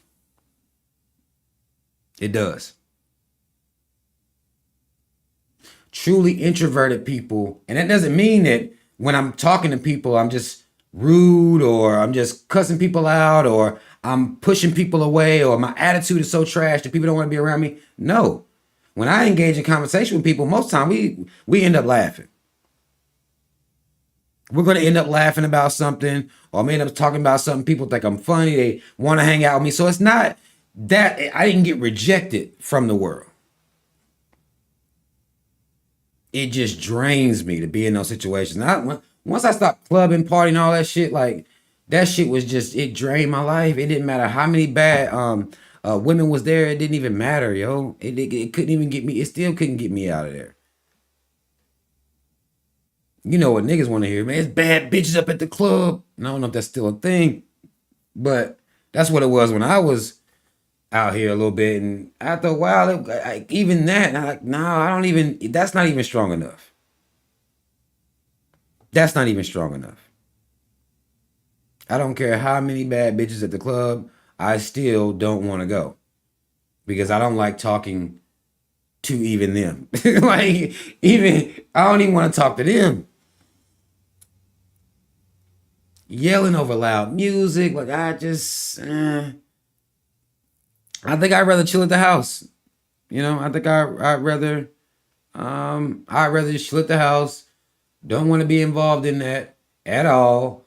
So I'm gonna chill at the house and y'all go ahead. Yeah, no, we can talk. Tell me about it tomorrow, man. That's how I started. Y'all go without me. Go ahead. Like that hand, like y'all go ahead without me, man. You got it. Yeah, let me know about that shit later on. It's that hand right there. Pushing people away, shooing them bitches away. Yeah, go ahead. And it's just like, nah, that shit draining, man. Draining. Good conversation, laugh with people, talk to people. That ain't got nothing to do with nothing. That's how I know that the introvert shit is something that you're not getting pushed out because your personality is bad. And a lot of people get pushed out and then want to claim they introverted. Like, no. Nobody wanted you around anyway. Nobody wanted that. Introverted people have to recharge after dealing with it. Like, if I go out or something like that, I got to be around people. I immediately, when I get back to the crib, I'm immediately having to, like, decompress. You know what I'm saying? Like, I'm like that for real. I got to decompress. Like, let me recharge. Let me decompress, recharge. Yes, damn, they still dumb as hell out there, but you made it back safe. I start, put myself in a positive mindset. Like, yeah, they dumb as hell out there still, but you made it back safe. You made it through the maze of their stupidity. You know what I'm saying? Like, I be fucking just hating people and shit. But you made it through their maze of stupidity again. You didn't get killed randomly because somebody ran a fucking red light. You did it again, yo. So I'll try to feed positivity into it. You know what I'm saying? But people just, in that work environment, and I drive trucks, I be dolo. A lot less people to deal with, even though you still have to get out, get people to sign paperwork. So there's still a level of, you still got to deal with people, just not as much. The frequency is down. Now I be needing to decompress because I spent all day with, maximum peripheral vision, maximum reaction time to not kill everybody on the road. Now I got to decompress from that. Now I'm coming down from, not even dealing with the cosignees and where I'm taking. It's the dealing with staying alive amongst these random ass people out here, and all of them got driver's licenses. Now that's what I decompress about. Like, I don't really be wanting to go out and shit like that. I'd rather just chill here by myself. Hell, listen to music, watch something, just chill. That's cool with me. Much harder to meet people like that though. So if you get to the point where you want to meet more people, you have to come out of this mindset. You got to come out of that and get your ass out there in the streets, even though you don't want to. Oh, this was a funny post right here. Watch this shit. See, I'm still not liking how Facebook doing this shit. It's the lag for me.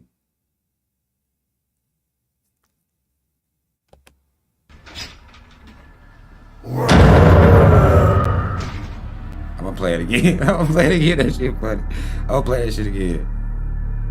Cause it's so short. Like, it's so short.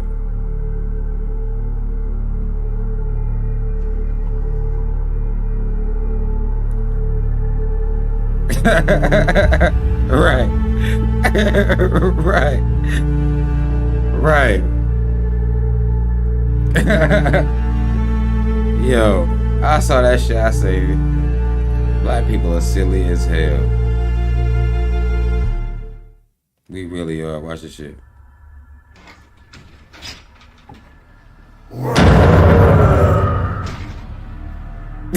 Right.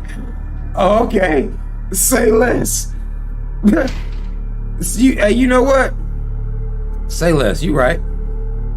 Who am I to tell you how to, you know what I'm saying? How to run your establishment. Let me get the fuck up out of here.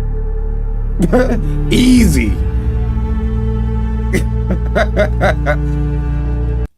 Yo, who am I to tell you how to run yours? I'm gonna tell you something about me and would be horror movies or so-called scary movies. They are nothing but comedy to me. I'm talking about pure, unadulterated comedy. Really? And it took me all the way back up here? Yeah, I ain't liking this shit. I mean, I'm getting back right quick, but I don't like how it's doing me, though. But horror movies are comedies to me. And some people would rather have people that will jump or, react that way to watch horror movies with them. Because I be laughing the whole time I watch horror movies or scary movies. It's always funny to me. It always has been. This has been since I was a kid. I was never afraid of the movie. When I understood it was a movie anyway, I thought when I learned how they made movies, at that point, understanding, we talking about this is entertainment. These are actors, actresses, sound effects, special effects. Like, I'm understanding this is what scary movies are. So at that point, I couldn't take it serious. I couldn't take it serious.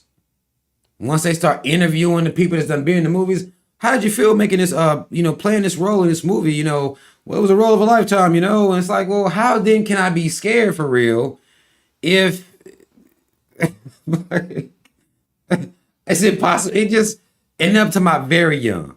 But some people like the jumping. They like the dramatic effect of, watching these would be scary movies. They like acting like that. But to me, I just look at people like they're fucking crazy. Like, how you, like, come on, you scared for real? You gonna turn all the lights on now? You think they're coming? Like, you believe after you watch the movie, they follow you home from the movie? Is that what happened? That's what's taking place here? They coming to get you? Now you go home and turn on all the goddamn lights and being nervous. I can't even deal with people act like that. Even as a kid, I couldn't take it. Because I'm gonna tell you what's so crazy about kids. This is how kids are. There's something wrong with kids. Will sneak and watch a scary movie. They know mom and them done told them don't be watching. No, you done been told don't be watching that movie. Will sneak and watch the movie and then be scared. It's like, nobody told you to watch It. This is the original It. Niggas. This is the original It, not that new shit. The original, which was way creepier in my personal opinion. But you snuck and watching anyway. Then you turn around and you gotta be scared, but you can't tell your mom or dad why you scared. You can't even tell them what the hell going on with you. You can't even do it. You done snuck and watched the movie and you can't even tell nobody what the fuck going on with you. Now you just look crazy. Turn my goddamn lights off in this thing. Yeah. Turn the lights off in this house. They don't know I done turned on every single light in the world because I feel like it's a clown about to come off from underneath the goddamn bed and under it. Like, I need something on, because if light is on, they don't do nothing with the light on, because that's apparently a rule in movies. In scary movies, they don't, with the lights on, you get money. Daytime, good, don't worry about nothing. Most times, you good in the daytime. Or at least if you got the lights on, they don't want to be seen like that. Therefore, they'll leave you alone, because that's why people think lights is safe. It's some rule they learned from scary movies. Like, it ain't real life. This is some rule that they learned all from TV. Because there is no etiquette for how to ward off the type of ghost these motherfuckers dealing with on these shows and movies, right? Like, there ain't nothing you can do, really. You can't ward them off with lights, and we know this, but this is still what kids do in response to being terrified. Turn the fucking lights on. Oh my God, and every sound starts sounding like some big sound of somebody really busting down your door to come drag you off to hell itself with fangs and shit. It's like, I couldn't believe that kids were scared. When I got older and realized this grown folks still scared, like my mind just, I'm like, oh, okay, you ain't even from these people. You don't even relate to them. Why isn't this a comedy, a sub-comedy genre? Like, I can't watch somebody get murdered by a ghost based on their curiosity that they didn't have to have. Like, why are you having sex in a cemetery that was, built on top of the souls of, like, why are you even out there trying to fuck? Like, what's wrong with you? So it's already I'm like, okay, what I see, like, come on, yo. Why are you out there trying? It was 10 people killed here at this lake. Why you can go stay on the house on the lake? Why are you? And I always thought it was supposed to be set up to be comedy, because look at what be happening. Like, no one be asking these people to be in these places. Do you believe that I'm gonna call somebody name twice? In scary movies, there are always these scenes where a person will think they see somebody they know, and it's really a fucking zombie ghost thing that's done, it's like that, damn well, Donald, is that you? It's like you didn't watch the whole zombie. You know how zombies be there, look at you and then walk around that corner like this? Like, who the fuck damn well that's not Donald? No. If you gotta call his name and that motherfucker still do that move on you, like they look at you straight in the eyes and do that move, and that's not him, bruh. That ain't your people right there.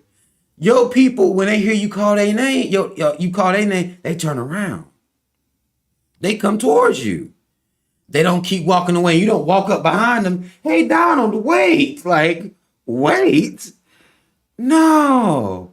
Once they do this move right there, and they do that right there like that, I'm out of there. There is no, like, Donald, wait. I don't care who it is.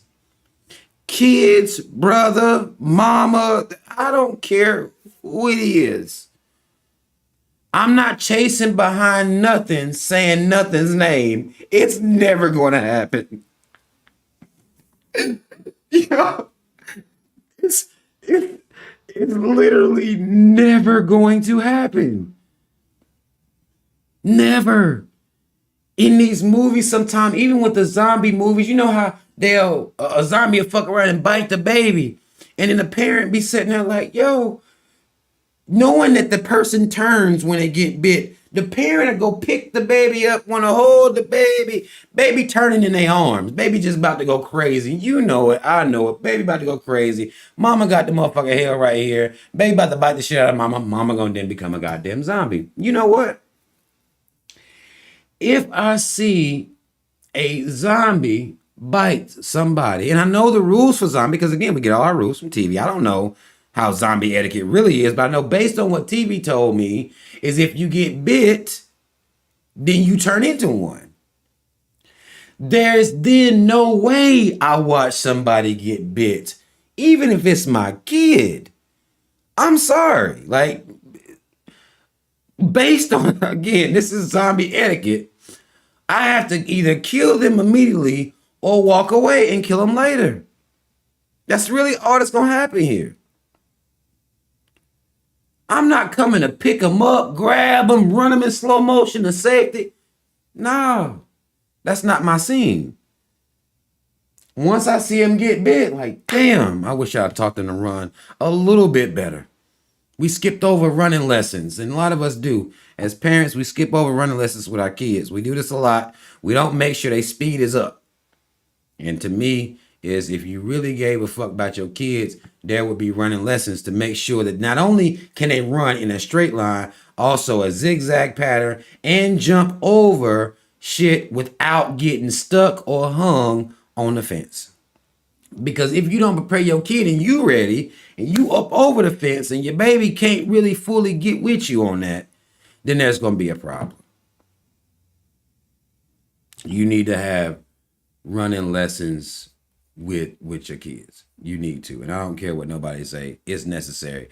But this is how this video made me laugh, man, because I'm telling you, like, it's so easy. It would be so easy for me not to have a problem with a haunted house. Like, a house ain't got to tell me twice. I'm not one of those tenants. A house don't got to tell me twice, get out, leave, or all my cabinets open up and all the dishes fall out.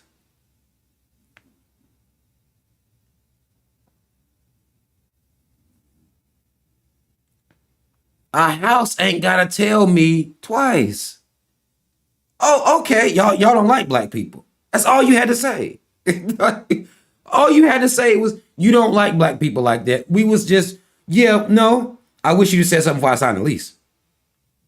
And then what makes it so fucked up is a lot of times it'd be some weirdo shit happening even before they sign the lease. And they'll be like, we'll move in here anyway. Oh, really? So you heard a bump in the attic or some shit like that before you sign the lease. This is just doing a walkthrough. The realtor, the person that's showing the property or whatever, they look like they could be damn near dead themselves. You hear a bump up in the attic, but you still sign the lease. Because you go up there and you look it down, ain't nothing up there. The problem would be for me, there ain't nothing up there. I know I heard it, and I know if it ain't there, then something is wrong. Something is in this house that I don't want to be in with me. Somebody else already signed the lease. Like, that's all. I'm like, I'm not signing. I'm not on a lease that got ghost on the lease already. No. Soon as I hear that little bump, oh yeah, you can walk me out. Oh, you a ghost too. I knew it. It was something about you. It was something about you. I knew you was a ghost. Y'all be doing this shit to people all the time. Y'all crazy as hell. Anybody signing lease that crazy and they deserve to get haunted. They deserve whatever y'all house got for them. Yeah, I'm out. Yeah, no. Yeah, thanks for showing me around this bitch and being dead and all. But we out. I'm gonna take my family. We're gonna go ahead and, because you can't explain this shit. You act like, look at me like you didn't hear this shit. Like, oh, I didn't hear that. Oh, you heard that shit. I'm getting the fuck out of here because something is off. Like, if I heard it and you didn't hear it, then that's automatic. That's red flag. Y'all talk about red flags a lot. This is a red flag. If I heard it and you ain't hear it, then something is off. Then we need to go ahead and go. No, I'm not renting from them people right there. Let me tell you what I did the other day, though. Right here on this post. Let me tell y'all what y'all, look, if y'all laughing, something's wrong with y'all. First of all, let me tell y'all that. Something is wrong with y'all. Because I'm being serious as fuck. Like, I always thought scary movies was a subgenre of comedy. Like, I never even knew that it was real shit. Like, I didn't. Especially when the people was white. Like, everybody get possessed by demons be white folk. And it makes sense. So I'm like, okay. Especially after a while, I'm like, oh, okay, yeah. I can see why they put themselves out there like that. Might as well go and tell the truth, right?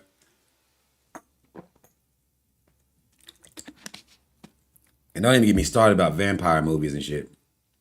They be acting like the crucifix means something to a vampire. Like, that shit's so funny. Like the Bible means something to these motherfuckers. That shit's so fucking funny. I be like,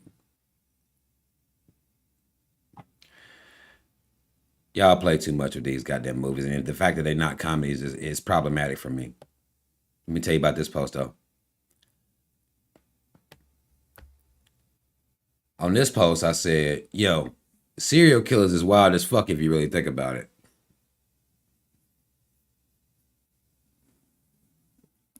Serial killers is wild as fuck if you really think about it, yo. And I don't know if people do. I was watching a show. It was, a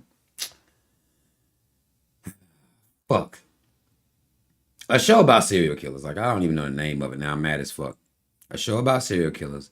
And I was sitting here trying to, and as I'm watching the show, and at this point, they were doing like home invasions or some shit like that, and they was killing families and shit like this. And I'm sitting here like, that's like it's one thing to kill somebody in would be self-defense or to defend your property or something like that. To actively actively seek out people to murder who've done nothing to you at all, it's a certain type of sickness in that I was just sitting there thinking about. Like, do we think about it? Because I know they haven't been able to stop serial killers. I mean, whether they can figure out how they think or not, they haven't been able to stop them, stop the creation of them. People act like this. They were given the free will to act like this, murder children and everything, which is crazy as fuck to me. It's mind-blowing to me that somebody would murder a child. Murdering people that sleep in their house, mind their business. You know, were you murdering the dad? You stab him 1,000 times, rape the mom, beat the son's head in with a goddamn baseball bat, stab the baby. Like, I don't know how the fuck even when I try to think about these motherfuckers based on a psychological profile, I still be like, what the fuck? Still, serial killers for real? Like, this is a real thing that exists in real life. How the fuck are you a serial killer? What the fuck is wrong with you? Which is a rhetorical question, because it don't matter what's wrong with them. It's still gonna be wrong with them. So to even ask what the fuck is wrong with them don't even make no sense. But I'm sitting here, watch this motherfucker just go through, murder these families. It's like, what the fuck type world is this? For real. Like, when you really sit and think about it, what the fuck? How does this exist in real life? If this ain't hell already. If I'm being told that this isn't hell, you either going to heaven or hell, which we don't believe that mythology and fake shit over here anyway. But if the idea is that hell is somewhere else, what the fuck is a serial killer doing here with me?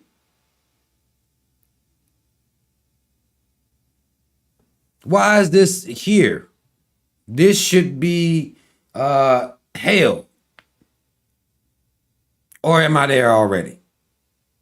How am I anywhere with pedophiles? How?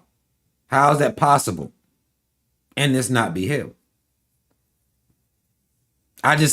To me, when I think about it, in the space that we all share with some sick motherfuckers, I'm talking about sick, that just kill for no reason, kidnapping children for no reason, just doing all this crazy shit for no reason.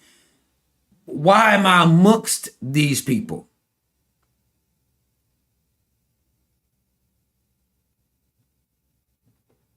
Like, am I already there? If hell's a place, and this they say you go there with all the bad people, you know, all the people that's fucked up, you go there for an eternity with all the bad people. They already here with it. Like, there is no, space safe at all. You have to watch your children like hawks. You have to be mindful of who you have around them. They got child molesters out this motherfucker, pedophiles, people that's kidnapping kids, you got to be on high vigilant, a highly vigilant person out here in the world. They're even kidnapping kids into sex trafficking. What the fuck am I doing here with these people if I'm not already in hell? I'm already being punished. I must be. This is the type of random thoughts that I have. And this is why it made me say serial killers is wild as fuck if you really think about it. My mind just do this shit by itself. I'm watching a show on serial killers and my mind just start tracking. And it ends up, right, all by myself. It ends up at, okay, this ain't hell.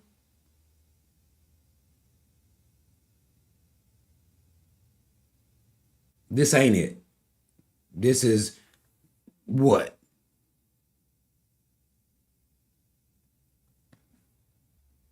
So that's where that.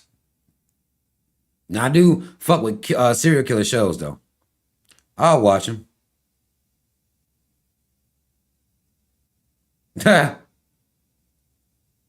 Oh man, look at This post reads, stay away from any woman that says dumb shit like this. I won't follow or obey any man, only God, and be acting like they spitting too. Let me tell you something about God, and that being the only person that, if a woman does say she obeys God, there's a good chance she's lying anyway. A lot of these women that obey God, and that's the only man that they'll listen to, but still be out here riding and sucking dick, though. There's a conflict of interest there, because I'm almost certain your God told you you can't be running pussy like that. Now, I'm not knocking you for running pussy. That's benefited me on more than one occasion in my life. The fact that you can be a Christian and still run your pussy. So in actuality, there is no man that you really listen to fully. You may take what men say under advisement at best. But a woman that goes out of her way to talk about how much she will not follow a man or obey any man but God, an invisible man, a man whose dick she isn't physically sucking or having kids with or anything, because God only fucked, what was it, Mary? And I know y'all gonna be like, Rob, nah, it was Immaculate Conception. But I believe in my heart of hearts that God may have hit that shit from the back. Because there's no way you make pussy and you don't want to experience it at least once. And if you getting bitches pregnant, your pullout game is trash as fuck. And that may be why dude shit is trash, because their God himself, his pullout game is trash, you know. Not trying to let niggas off the hook, but if you made in his image and he couldn't get out that pussy, then what chance did you have? You see what I'm saying? And I know some of y'all like, yo, Rob, something is fucking wrong with you, bro. I think that shit every day. But if a woman is talking like this, it should be what would be deemed a red flag. Because you can't take a woman seriously. If she gonna listen to somebody that ain't even talking to her, like, if you ain't following or obeying nobody, you won't listen to nobody but somebody who ain't talking to you, then something's wrong with you mentally. Something's wrong with you mentally. So you have a mental issue, or you just one of them type people that don't want to listen to nobody. Just say that then. Like, quit acting like, you know, you don't want to listen to men and it's about men, and you don't listen to men, women, your mama, your daddy, your kids. You don't listen to nobody. Nobody can reason with you. No one can. Even your God. Nobody can reason with you. You don't listen to anyone. Friends, family, people that's trying to give you good advice. You don't listen to nobody. This is why I said stay away from women that say stupid shit like this, because a real woman gonna just say, I don't listen to nobody. Truth is, I have a listening goddamn problem. I don't want to hear what nobody got to say unless they're praising me. That's the truth. And the only person who can't criticize me, can't say anything about anything I'm doing, is God, because that motherfucker don't talk. That's why they like him a little bit more than you, because you can actually say, hey, what the fuck you doing? I'm looking at you right now. You don't have to wait for a word from God. See, waiting from a word from God, and God ain't saying nothing. God ain't saying a goddamn thing. So he's not going to criticize them directly for some behaviors that they may be engaging in, or some shit that they can do a little bit better. That's going to put him higher up on their totem pole, because he don't talk back. They love God. God is the ultimate, when they talk about beta males, God don't talk back. He ain't saying shit back. He not gonna hold them accountable for the bullshit they on. He not gonna say shit back. This is why people love God.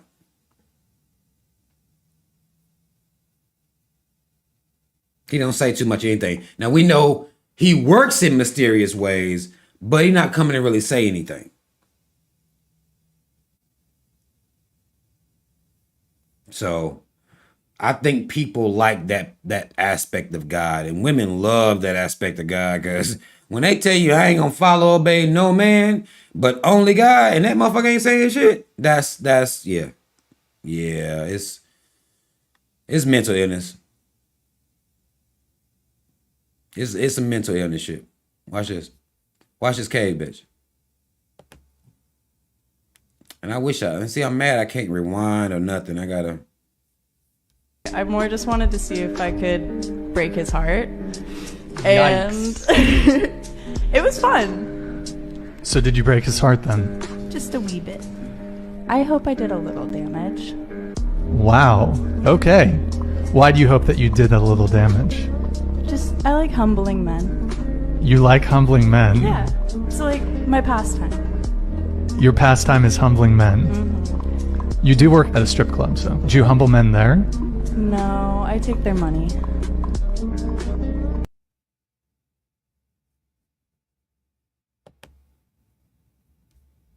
So, hold on, let me go back. Let me tell y'all something, man. Wait, can I actually rewind this one? What? Can I play it again? Hold on, let me see something. What?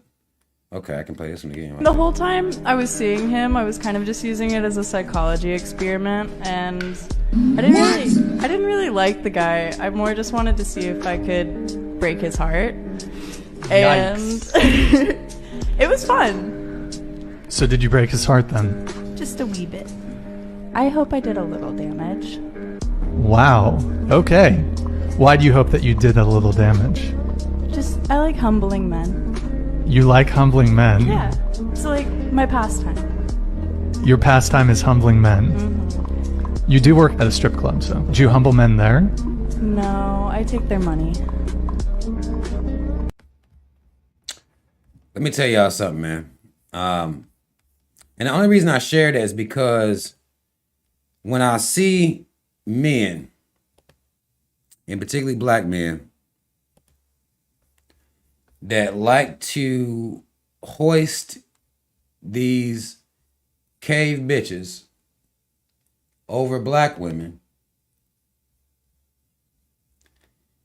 when this cave bitch just said she like humbling men, just breaking motherfuckers' hearts for no reason, she'll be one of them ones, I'm almost certain she dealing with white men, she'll be one of them ones that end up getting herself murdered, stabbed 1,017 times, and what they'll do is fuck around and go back to that time that she said this. They'll go back to that time that she said this right here. Like, oh, I remember that bitch. She was the one that had said that she like humbling men and breaking their hearts on purpose. She dealing with white men. White men are not the type you play them type of games with. And if this bitch don't know, I hope she don't learn the hard way, but she may end up having to learn the hard way. White men, and you can see some of them bitches around her like, wait a minute, bitch, are you talking about white men? Look at them bitches' faces around her. The Asian bitch, like, wait a minute, bitch, we don't, even the Asian niggas, like, we don't, you sure you want to, on purpose? Those ain't the type of dudes you want to just be humbling, because they will stab you 1,017 times and get off and say that they had a psychotic break. They'll fuck around and get off fucking with you, because they'll just go back to this time that you said this. You dumb bitch. And then I'm told that these cave hoes are supposed to be sophisticated, smart, intelligent.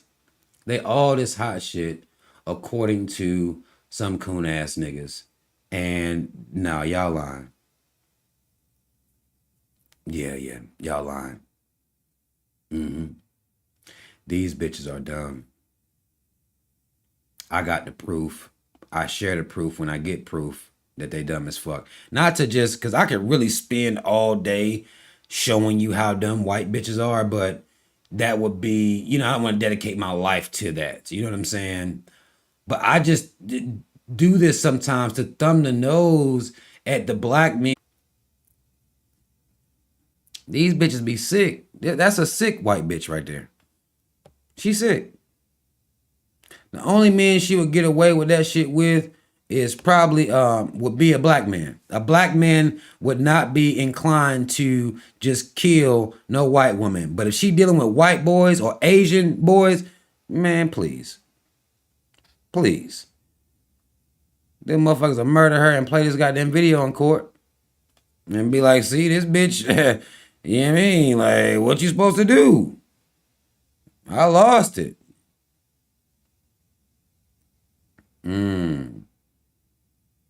This got a little conversation going. Not much conversation the other day when I shared this. It wasn't crazy heavy. Hold on one second. Let me think of this real quick. If you haven't hit that like button for me, are y'all enjoying? Let me check. Hold on. First, let me check with y'all. Are y'all at least enjoying the conversation that we having? We over here just chilling, really. Just going through these posts. And if you don't follow me on Facebook, the links should be in the description box so you can come fuck with me on Facebook. Are y'all enjoying the conversation? At least.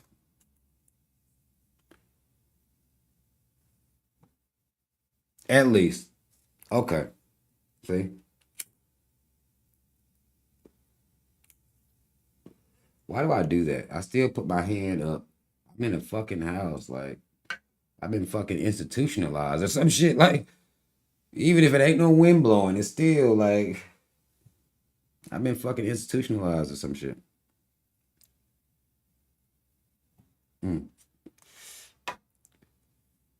If you are fucking with the commentary, if you're liking what you're hearing, we're gonna keep going. We're gonna keep going. But if you're liking the content, please pause for the calls, hit the like button for me. I didn't share this anywhere. I don't even know. On this, I can't tell how many people watching or nothing. I see the comments coming up here. Oh man, I'm gonna have to keep going here. Cause this right here, this was a post. And I want to talk about this post for a second here. And mad love to y'all for spending this time with me too. But here's the thing, y'all. Let me make this. Actually, hold on, let me go to the actual shit and make my, because now we back to, hold on, let me make this bigger. I can go a little bigger on that. Okay. Listen. Okay, mad love to y'all. 81 people watching, that's all I need. All I need, somebody goddamn come fuck with me. A couple people, don't have to be no whole lot. The more people you get together, the more motherfuckers ain't listening. I noticed that. This post reads, if white feminism, if the white woman's feminism isn't for black women, why do black men think the white man's patriarchy is for them? Now, here's what my thought process was when I posed this question. I got sent a clip where it was a black man, of course, you know, on some relationship shit, talking about what he expected from submission from his woman and all this old shit like that. And when I'm thinking about the way that I listen to men talk about how they want their relationship structured, they want the white man, and not only with his religion, but even in how he showed you his relationships on this TV, his idea of how his relationship is supposed to be set up have been shown to you. And thus you want your relationship to be set up just like theirs. And this is what I call, this is white man's patriarchy. And there were some men that were confused about, well, patriarchy isn't just for white men. White men don't define it. Well, they have a version of patriarchy that y'all black men have been trying to follow for at least decades, if not longer than that.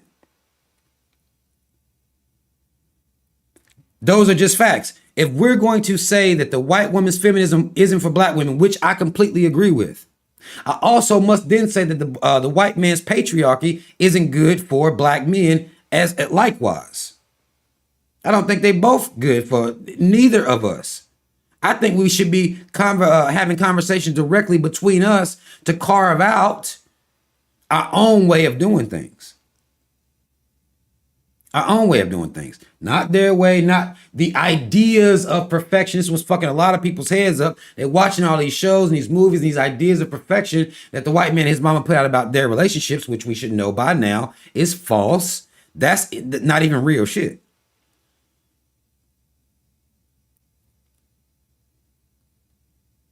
That's not real shit. The white man and the white woman come together and bond on one main concept, and that's anti-blackness and the pushing forward of the white race as a whole.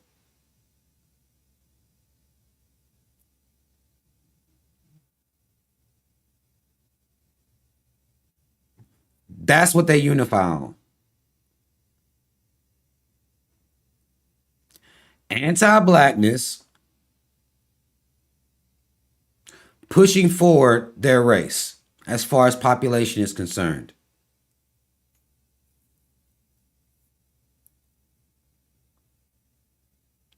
Black men and women are online talking about feminism and submission pretty much all day.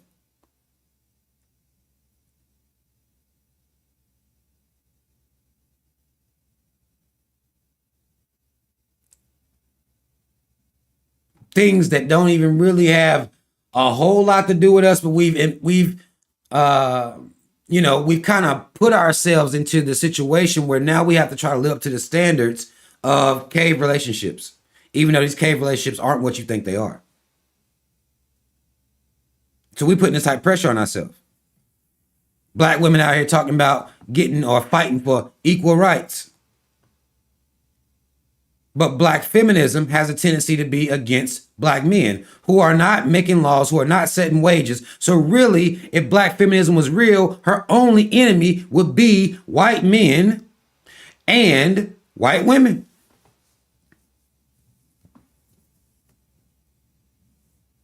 To me, if there was an actual black feminism, which I don't believe there's a such thing, there's white feminism in blackface. That's what black women participate in. Black feminism will be dealing with the group of people that are systematically holding her back or oppressing her in any type of way, and that would be the white man and his mama. That would be a target group. But black feminists spend most of their time talking about black men in relationships.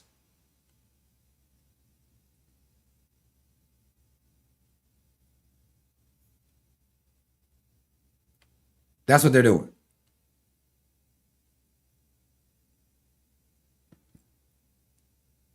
And the white man's version of patriarchy has this submissive or so-called submissive. We understand, if you know anything about cave bitches, you know this isn't even real.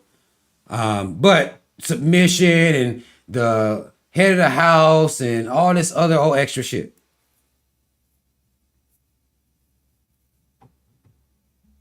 When black men and women, before these people even showed up to colonize you and colonize your mind, you worked as a unit. You're better at this, so you do this. You're better at this, so you do this. And both these roles are necessary in a society. Both. One does not invalidate the other. One is not more important than the other. I don't even understand this is what we've done, though, with this conversation. Well, without men, who gonna build the buildings? Right? You'll see shit like this. Men are builders. Men build everything. These are facts. Who are giving birth to these men that are building? How do builders come into existence? How do builders come into this society, into this realm of reality? How did they get here? It's not the stork. How do these builders of society enter this world? Anybody. Anybody can answer this question. How they get here?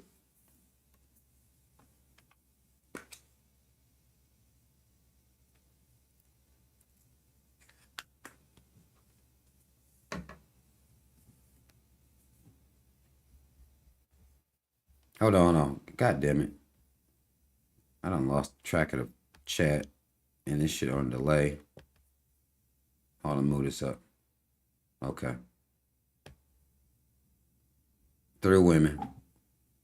Thank you, Brother Barrett. The only way men get here to do all this building is through women.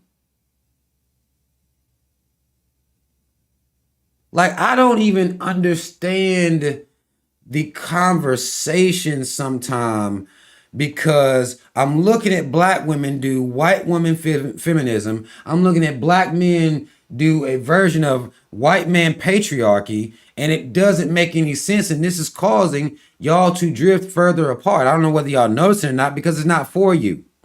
Almost like when they do those experiments, and y'all notice they do them on white mice. When they test them for drugs and stuff like that, they test them on white mice. Those same drugs have different effects and more adverse effects, generally speaking, on melanated mice or brown mice. The medicine may work for the caves. It may work for them. It may fit to their physiology. It don't fit to yours. You just keep involving yourself in their beefs, conversations, and ideologies yourself. I say this about black folk all the time. Y'all are just, everything you do is what white folk do in blackface.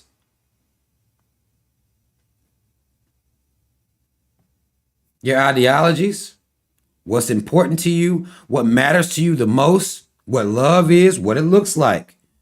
You got all of those things defined to you by them.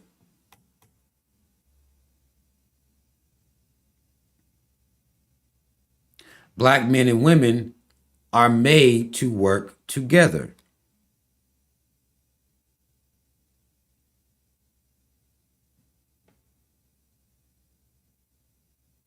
Not one under the other.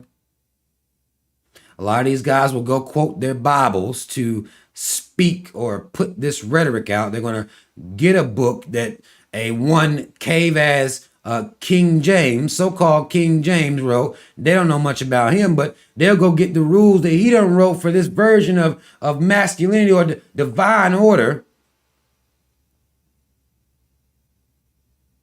that he done put up here. And that's where you getting your masculinity or rules for masculinity from. That's still a part of the white man's patriarchy. The white man wrote that book. Y'all supposed to work together.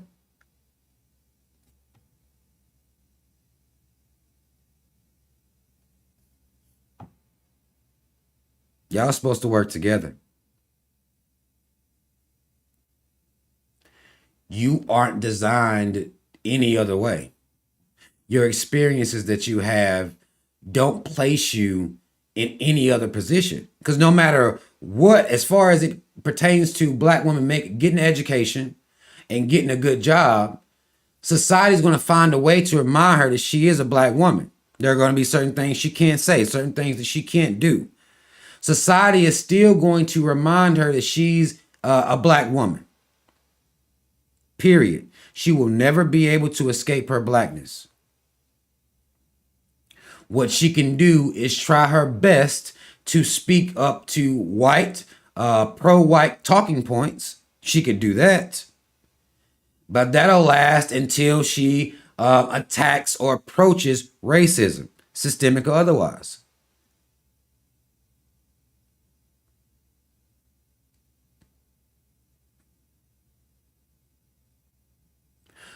at the point where a black person takes to the task of acknowledging racism and speaking to racism and systemic racism mainly, then there's going to be an issue. You're a black woman. You can't be saying this. We'll allow for you to get your degrees, get this further indoctrination, give you a few dollars to make sure you don't step out of line because you have a lot to lose. We'll make a coon out of you, but you're not going to be up here being on no revolutionary shit. Because the white man and his mama still going to remind you that you're black. That should be what your black feminism is focused on, but it's not. It's focused on you acting like black men are responsible for the treatment that you receive in this society at the hands of the caves. How you can go missing and won't nobody come looking. This white government doesn't have a vested interest in your life like that.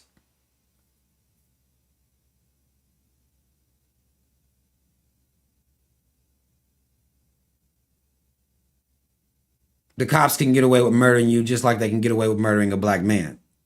And for the very same reason you both can be murdered and the society don't give a fuck. It's because you're black. These are facts.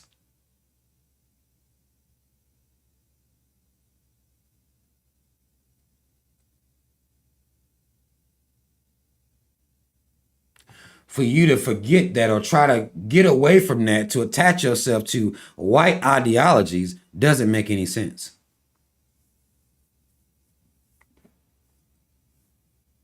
I don't need no woman that's submissive to me. I need a woman willing to cooperate with me the way we were supposed to be, or the way we were designed to cooperate with each other. It's cooperation.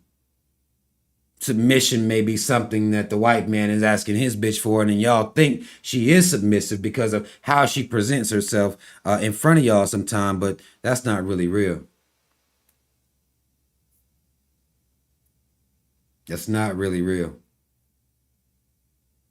The white man has been trying to control the cave bitch throughout history the whole time. He's been trying his best to control her. Didn't even see her as human for a long time. Wouldn't let her vote or nothing. Led to the suffrage movement, right? But even though at times where these white women will be fighting for the right to be deemed as human through these white men, the men that they give birth to don't even fucking respect them as human. And now I'm watching black men carry on that same fucking ideology. And that's the point that I have to be like, okay, y'all don't see the similarities? You take it on this ideology that the woman that give birth to you, if them white bitches wanted to, when the white man was sitting around like he didn't want to give him no rights, all they had to do was look this motherfucker in the face and say, you know what? What we gonna do is, since we are the ones giving birth to your bitch ass, we're not gonna have no more kids until y'all give us the right to vote.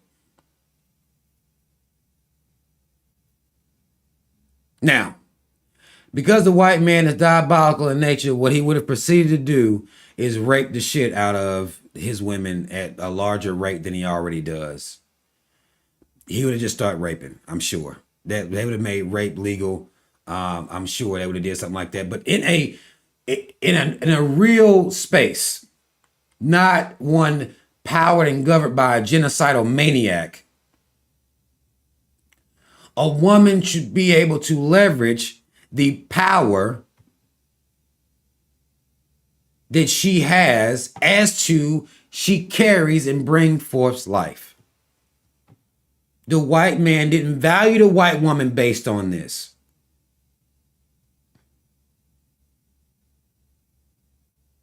And I would argue he still doesn't to this day.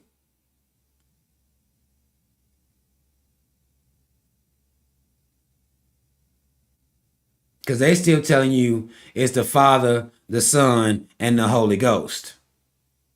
3 niggas. No woman, nowhere in sight. Because something's wrong with them. But that don't mean we have to take on that same mentality and allow for something to be wrong with us. We ain't got to do that. We don't have to do that. The cave bitch has a legitimate gripe against that white man. Sometimes I'll say she has a legitimate gripe. Sometimes she does. Legitimate gripe. They want to make the same wages and stuff like that. Cool. Taking it to the level of them saying they don't need white men no more.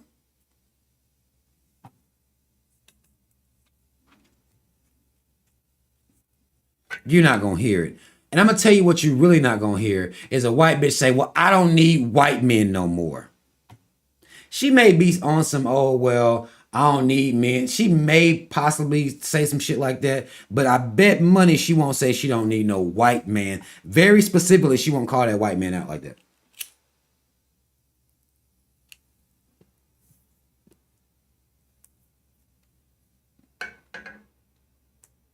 You know why? She not gonna say no shit like that.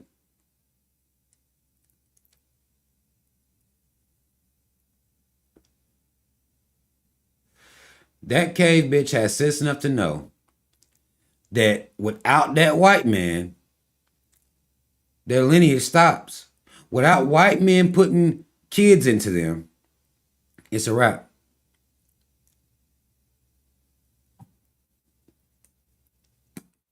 They know that. They understand that. You're not going to hear no white man say, I don't need white women no more.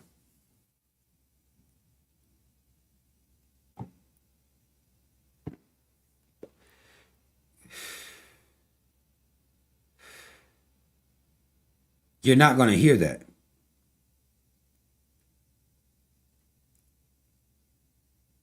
Because they know that's the vessel in which they come from. They come to this earth through her.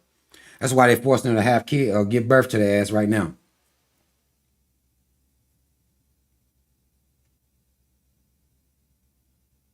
That's why they're forcing her now. They're trying to force her now. Whether she been raped or not.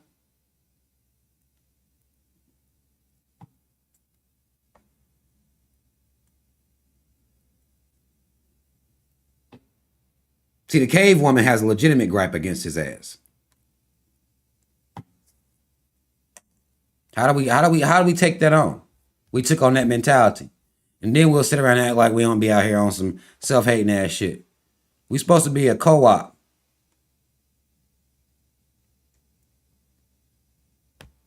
Look at this shit. Hold on. I'm just about to just turn the sound on. I ain't gonna click on it.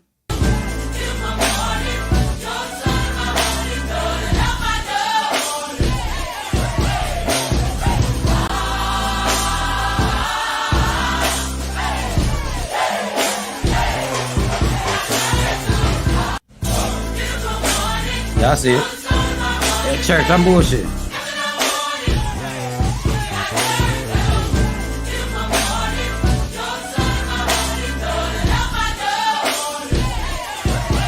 Working in church, getting loose. That's the Holy Ghost right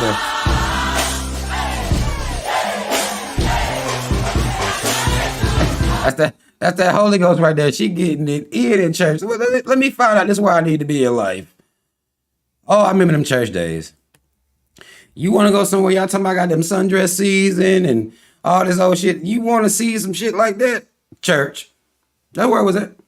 Church. No draws or nothing. A whole lot of times. That thong in that bitch. You know, shout out to goddamn Cisco. Church was where it was at. Church was where it was at. Good chance you gonna see dresses all up and through that motherfucker. I ain't been in a long, long time, but if this is where we are now, like, do I need to go there and pay my 10% this Sunday? Or no? do I need to be somewhere paying my 10% or what? Like, this is what all I wanted to know about this whole situation. Am I playing? This will be the main one talking about they ain't gonna listen to a lead no man but God. Like, yeah, you know. Twerking for Jesus, what can you do? Holy Ghost. That's what it do. That's what it do. They be taking off videos sometimes too. They took off this one. It was a white bitch getting his shit slapped out of her by some Russian man. She hit him in the face and he dropped her ass.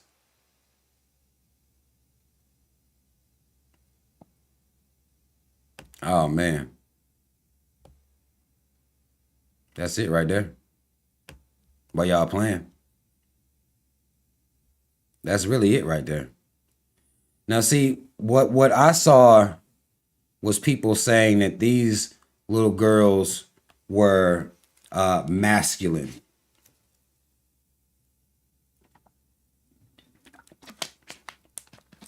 Because they wasn't smiling. They wasn't puckering their lips out.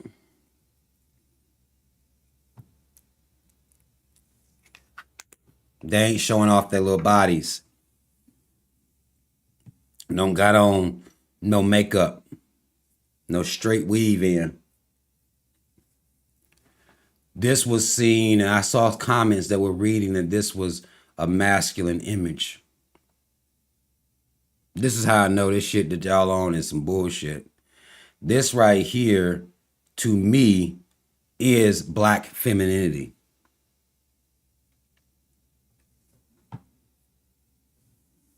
That's what it looks like. Because you are black, your femininity cannot look like the caves. Because there's a caveat there. This. So necessary to understand this. So necessary because you are a black woman. And you're going to be raising black girls into being black women. That's so necessary. I don't know how we downplay this so much. I don't know. I know, you know, we like TikTok and our kids over there just shaking their little asses and dancing all over the fucking place. Like, no. This right here to me is black femininity because it has that caveat on there. Ain't nothing wrong with this. To me, this is what the image of black femininity should be. If it's real, then it would look like this. There is no other way for it to look if it's real. If there's black women calling themselves caring about black women and shit like that, well, then this is the image, in my opinion.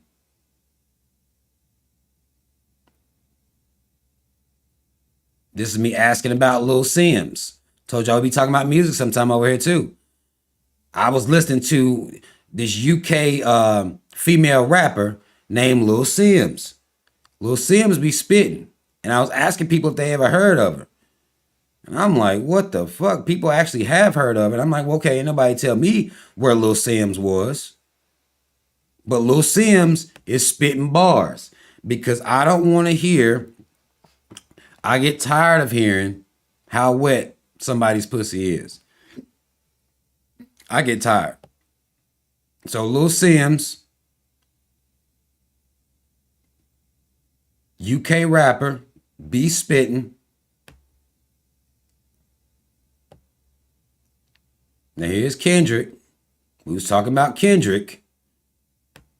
Says Complex ranks Kendrick Lamar's Mr. Morale and the Big Steppers #1 best album of 2022. Now I had to give some pushback on this because I thought Nas's album was better. J.I.D., Ab-Soul, Pusha T, Freddie Gibbs, 38 Special, Black Thought, Benny the Butcher, and Ransom. And I actually forgot to put on here goddamn, Bodie James also had an album that was better than Kendrick's.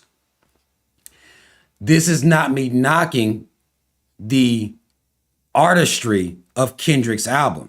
I think Kendrick is a legendary spitter.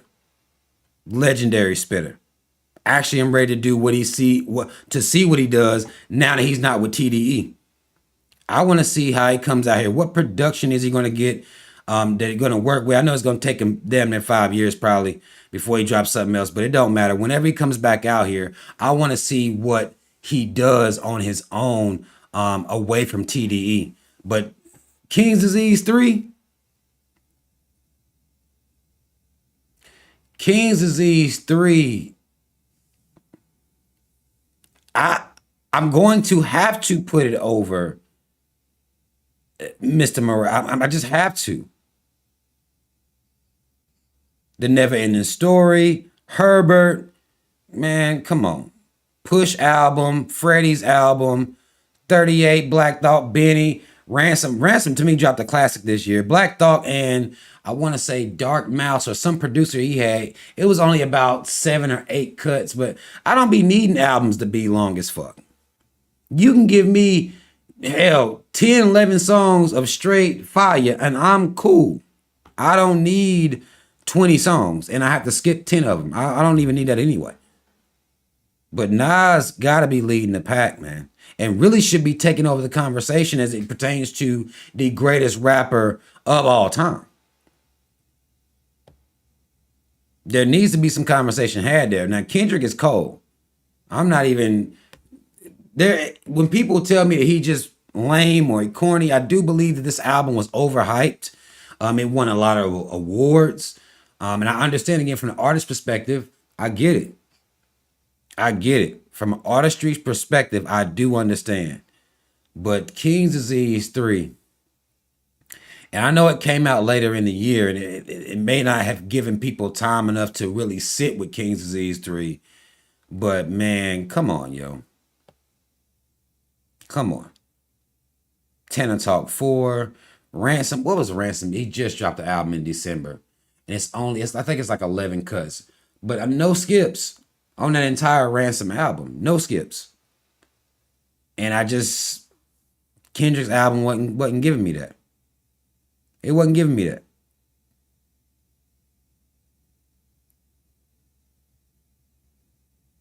Uh-oh. This is a long ass post. This is one I actually challenge people to read.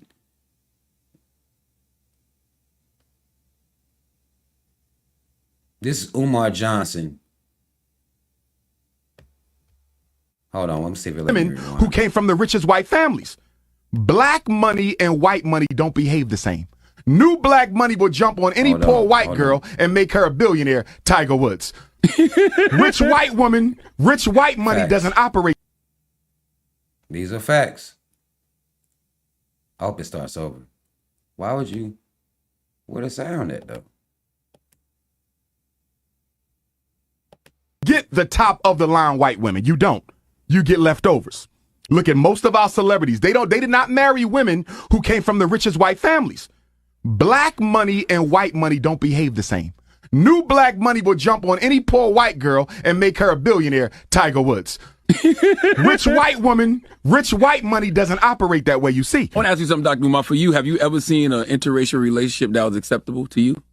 No interracial relationship is acceptable because we have too many black women who are unmarried. Black women are the largest population on the planet Earth. If you can't find one in America, get it from Africa. If you can't get it from Africa, go to the Caribbean, go to Canada, go to Europe. Why would a black man need to copulate, build a family with anything other than a black woman when you have so many black women available? It is an exercise in self-hatred. There's no way to get around it. Men. There is no way to get around it. There is no way to get around it. Why does it keep taking... This shit trash. Every time I go over there, it takes me back. And I gotta go all the way back through all these posts.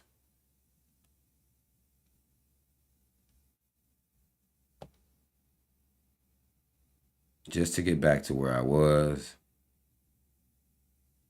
Okay. Okay. Now,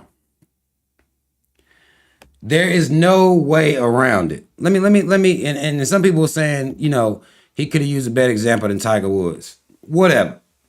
I understood what he was saying. Because what black men in particular don't understand. I'm gonna read this long ass post out. I'm gonna read this because I think it's relevant.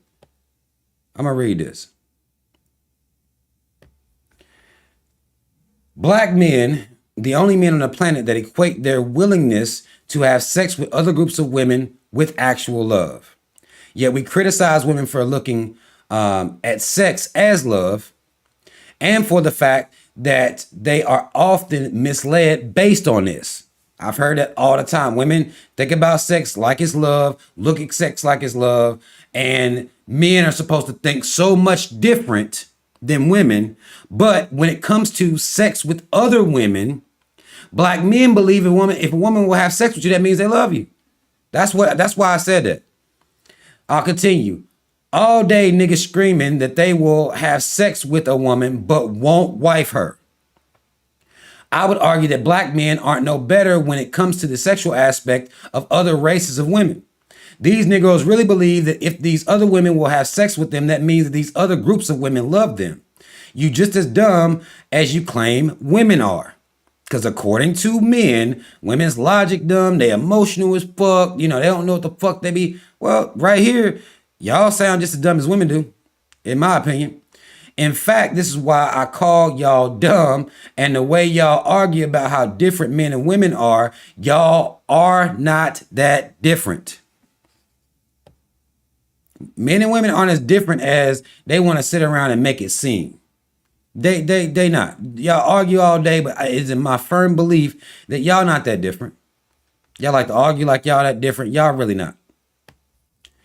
These comments on this clip from black men talking about some damn love is love. And how many times you done heard a coon ass nigga talking about some love is love? They love saying that shit. Black folk are the only group of people on earth who try to prove they love everybody by laying with any and everybody. When you were on the plantation, this was forced upon you. Now you willingly lay with anyone and think it's progress.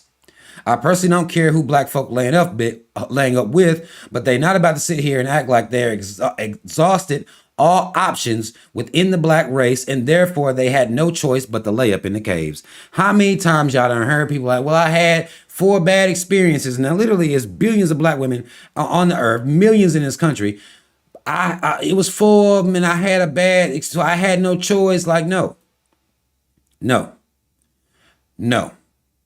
You didn't exhaust all your options. And particularly when we're dealing with rich black men, how in the hell can you then, just like Umar said, and I've been saying this for years, how can you be a rich man and you have your pick of the litter, any woman on the planet, and you come back with a cave? How do you do that when you can go anywhere and get any type of melanated woman that you want because you have the money to do so and to travel? Well, and not really worry about, you know, it can be anywhere for any amount of time. Got women throwing themselves at you left and right. If you're in this situation, how then do you show up with a cave? That has to be some form of self-hate. I don't give a damn what y'all say. That's self-hate. Continues on here. I say the self-hate that we exhibit on a daily basis and for this many years blows my mind. It does every day. It really does blow my mind. I understand exactly what Umar is trying to say here. I have even asked the question that if a rich or wealthy black man has his pick of the litter of any woman on the planet, why the hell could he ever choose a cave? Has to be a mental illness. It has to be. You can pick any woman on the planet and you come back with a cave. There has to be a mental illness going on there. Something is wrong. And the self-hate running so deep in you and so thoroughly through you. And I don't know if anybody calling your ass out, but this is me telling you that something is wrong. I understood exactly what Umar is trying to say. White money don't work like that. Rich white women ain't out here just pick. Now, I know that who is it? Who is it? Is it goddamn Cher right now fucking with a young black boy?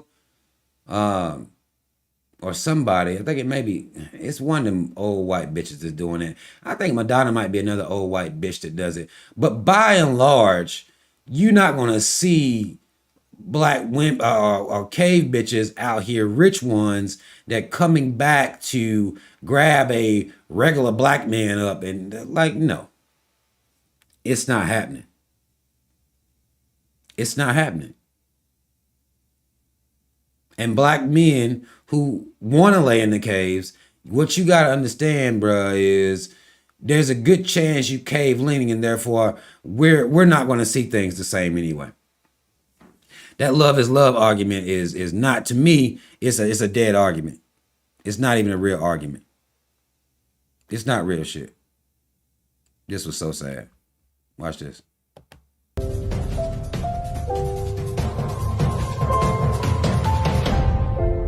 Are not the father. You said earlier that if Robin was not your biological child, it causes you to doubt whether or not you truly are the biological father of Jermaine Benning Jr. And because of that doubt, the court wants to make sure when you leave here you have the whole truth. Mr. Benning, in the night,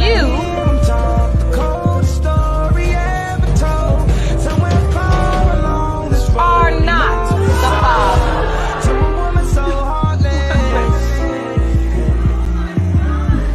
How could you be so heartless? Mr. Benning, you. Listen, man. And all I said on this post,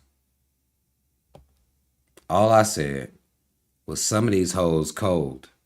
Put your coat on. This is so sad to see, you know, a man be devastated like that after believing that a child was his, and two children that he believed was his, but they end up not being his. Now, of course, there are people that will use situations like this to then say, well, look, this how these bitches be acting. You can't trust them and all this old extra shit like that. Not saying that's not relevant, but then it gets used to paint, all to even most women or most to all women as a bitch that would go out here and have two babies by some rando ass niggas that ain't this man.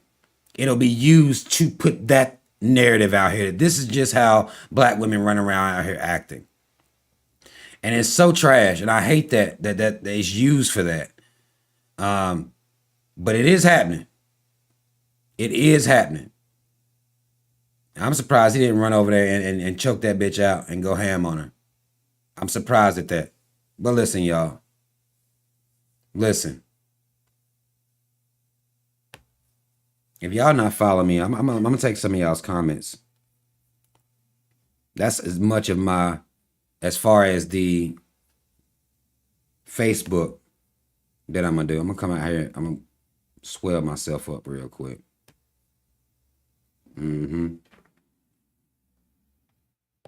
How y'all feeling tonight? I'm gonna get into some of y'all's comments.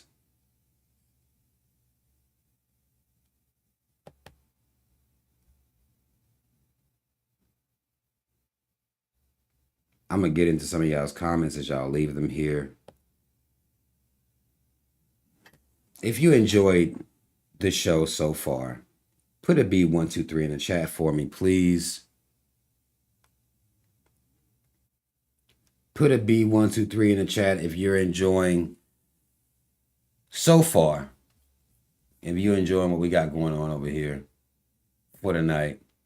I figured I would share some of my posts with y'all. And we can talk through them. You know, and I know, you know, on Facebook, I'm trying to put that balance out here. And the way that black people exist in a lot of these internet online spaces is problematic. Okay? It is problematic to me. How we exist on social media is problematic to me. It really is.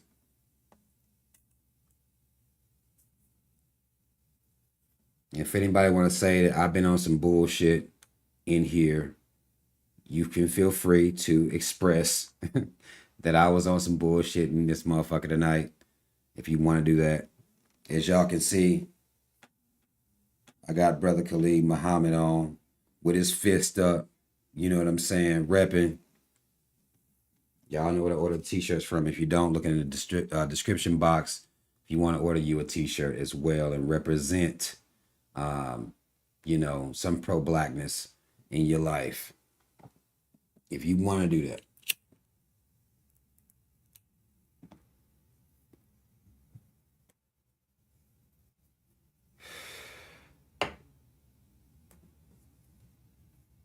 Mad love, London Lake. Mad love to all my mods in here. It's a little bit of a delay here. It's a little bit of a delay, but I'm going to still try to keep up with y'all's comments. Hopefully y'all have liked the video already. Mad love to you if you have. But yeah, man, like, just wanting to show that, you know, you can have several different sides of you, but the bottom line has to be the same, man. The B123 shit has to be in there, in my personal opinion. I think a whole lot of black pride get left out. And we know it's because that's not a part of our culture. Our so-called black culture has no parts of that. It doesn't want no parts of that at all. And therefore, that's why we out here, and you're going to be in a minority group if you actually love black people, if you've actually forgiven black people for all the bullshit they may have put you through, all the bullshit they may have lied to you about, broke your heart about, failed you as parents, as grandparents, as uncles, nieces, cousins, grandma, just whoever. And being able to forgive black people and move forward for the forward uplift, or at least speak to the liberation of your people, and it not come from a negative place. For it to be all love. Like, my shit don't come from no negative place. Like, I really want black people to do better, see things better, think better. I really want that for my people, and I've forgiven black people for everything that they've ever done to me. The same way y'all forgive white folk. It's the same energy.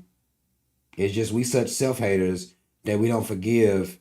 We don't forgive each other. We save all our forgiveness, compassion, mercy, and grace for the caves. And to me, that's self-hate.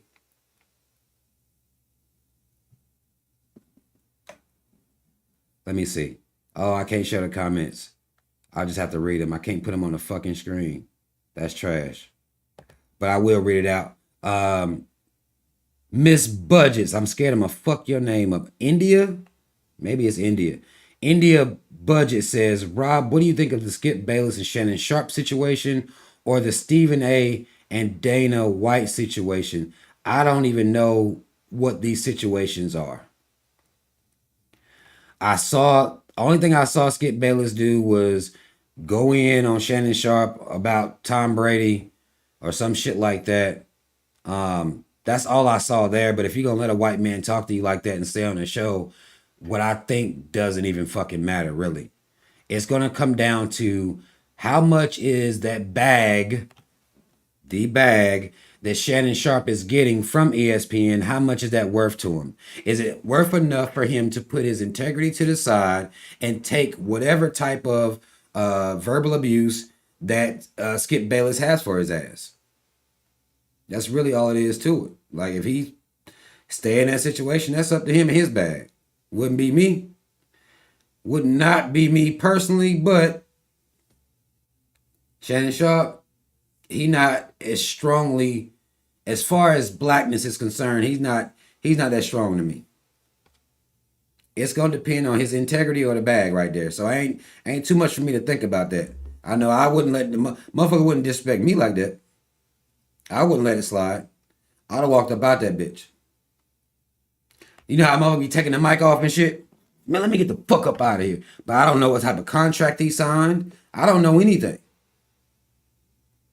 I don't know nothing about that. That's all I know about that situation. And I don't know about Stephen A. Smith and Dana White. I don't know that situation. I know nothing about that situation.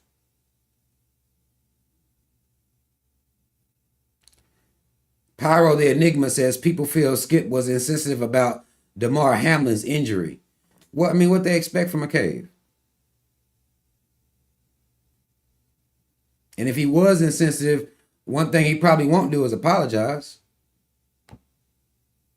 That's for the black man and the black woman. Bet you he won't be apologizing. Bet you that. That's the black man and woman's game to come out here and apologize when you say shit. Bet you Skip won't be apologizing for shit.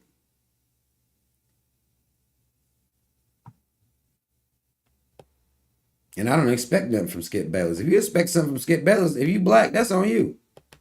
That is, again, black folk we hold these white people up. We hold them up over, put them up on our shoulders. We put them up on our shoulders. Man, I don't expect nothing from these. I don't got now one of them up on my shoulders. I expect them to be who they are at all times. And I don't expect anything less or more from them. On either way, I'm balanced. I don't expect nothing from these people. So since I don't got Skip Bayless riding high on my shoulders, whatever he talking about, he can talk about. Whatever he got going on, he can have going on. Whatever he want to say, he can say it. I could give a fuck less. You see what I'm saying? And Stephen A. Smith always cooning. So I don't know what he's done specifically, but Stephen A. always cooning. That's why he's there. He's there for that.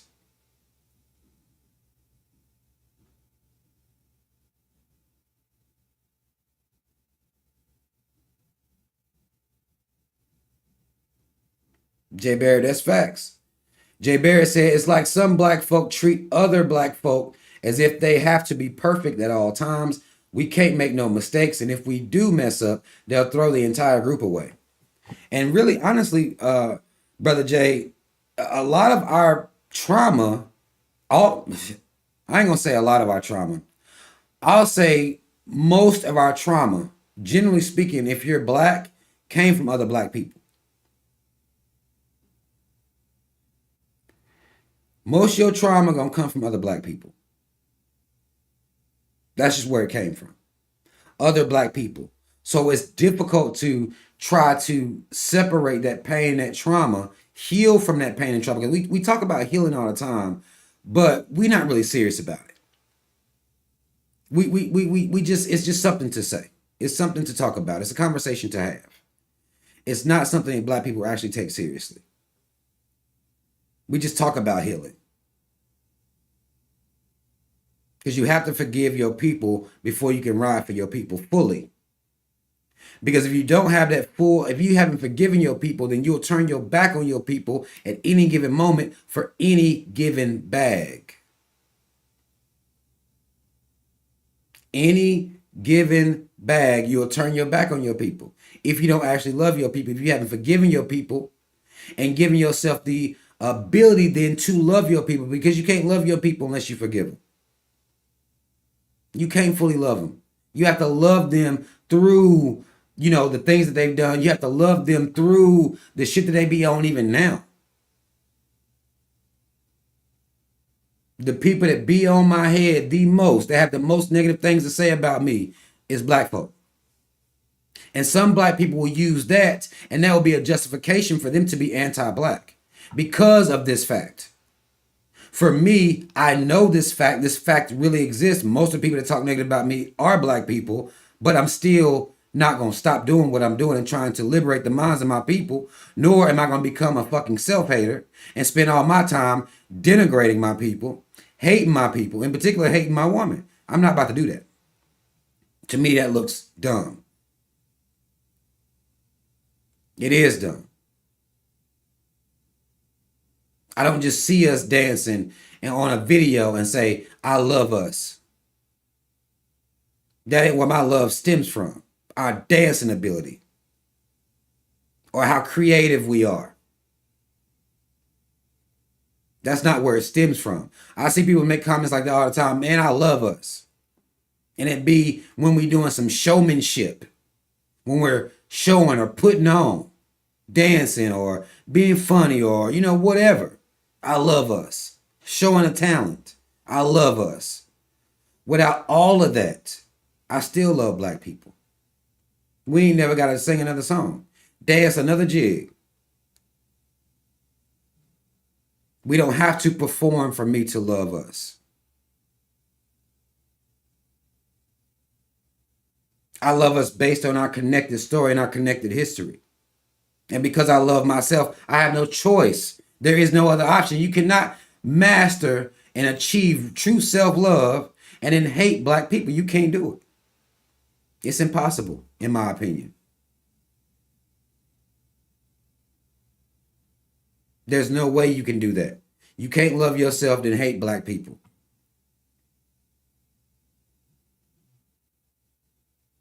All the hurdles and obstacles that black people may have put in front of you, you cannot hate them and call yourself loving yourself. And this is why we see self-hate spill out so much. This is why people can't even fathom that they're actually self-haters. They can't even see it. Because to them, most of the stuff that black folk go through, black folk deserve it. Because of what they did to you. Because they laughed at you. Because they picked at you. Because they broke your heart. They abused you. Then you'll just feel like black folk deserve it. I don't look at it that way.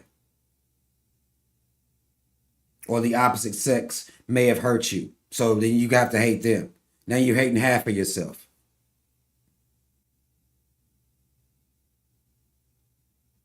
Because of the negative experiences. So I personally don't feel like you can get, if you're calling yourself being, pro-black or whatever moniker that you're putting there, if you don't love your people outside of performing, outside of them being minstrels for you, then not gonna happen.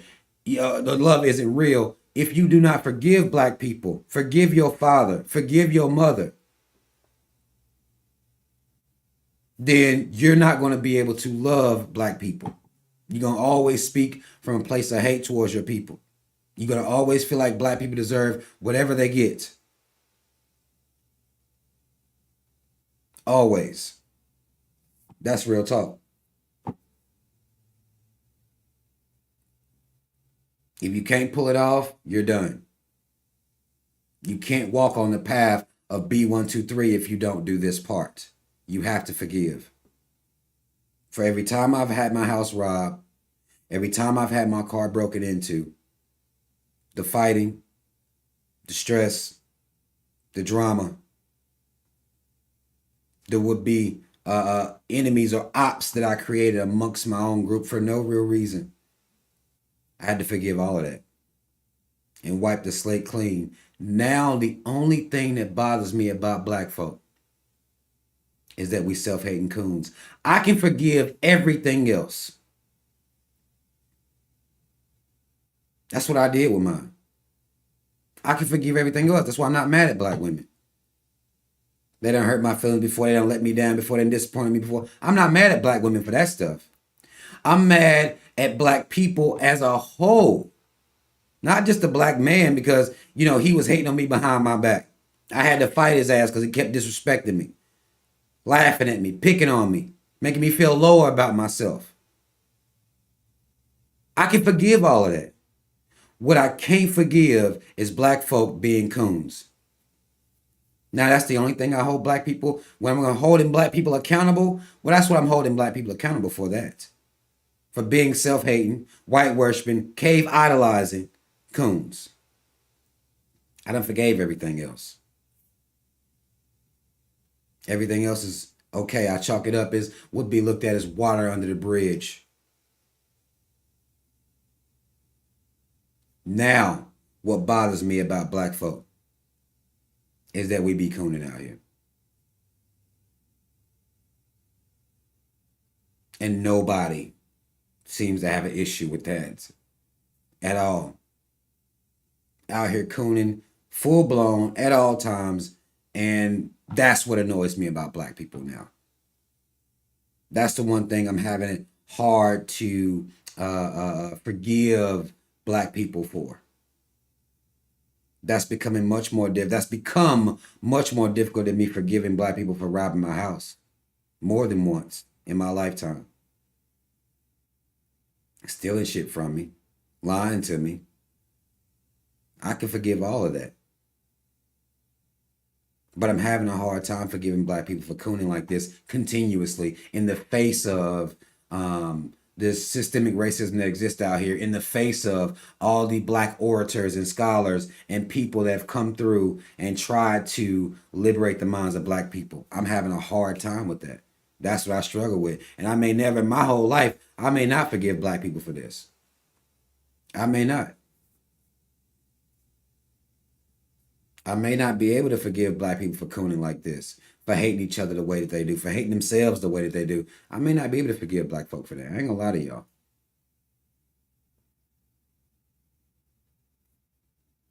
Real shit.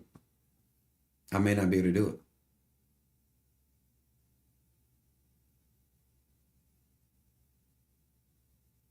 Because we take those things, those issues and of even dealing with colorism coming up, being called dark skinned or black skinned or being called too dark by other black people. You know, those people internalize those things. And particularly when you're dealing with dark skinned people, you wonder why does it seem like this dark skinned person is such a fucking self-hater? Well, a lot of times it's because they hate their people. Their people made them feel bad about themselves. It's what they did. And now to them, black people get whatever they deserve. You see what I'm saying? It creates that attitude, it creates that mentality, and that's where the struggle point is a lot of times for our people when it pertains to, you know, liberating the black mind or loving black people, really loving black people outside of the gesture that we have inside of us, outside of the entertainment, outside of our creativity, really loving black people, although they the ones that laughed at you and humiliated you your whole life. That's hard work. That takes real healing.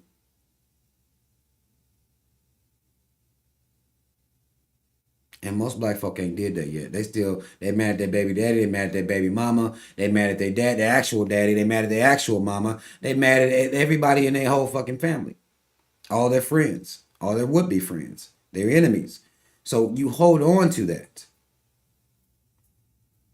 Because we only forgive the caves. It's the only people that's worthy of our forgiveness. You even see it when we're talking about black businesses. I even have a post on my Facebook somewhere where we was talking about black businesses and how that self-hate mentality, when black businesses don't have the top of the line would-be customer service, then we will then say, well, this business isn't worthy of our patronage, and we'll go patron a would-be Asian cave business. And an Asian cave can full-blown whoop your ass in the middle of the fucking store, can follow you around like you're stealing from his fucking store, beat your ass, throw you out, and you fighting him to get back in. You are then we become the people that's fighting to get back in. Black businesses ain't got to worry about that. You can go talk shit about their customer service, and then you're going to paint black folk and black business with this brush of, well, black businesses be non-professional and all this other extra shit that you'll say. And you won't, most of the time you won't even see them single out this one business. It'll be black businesses.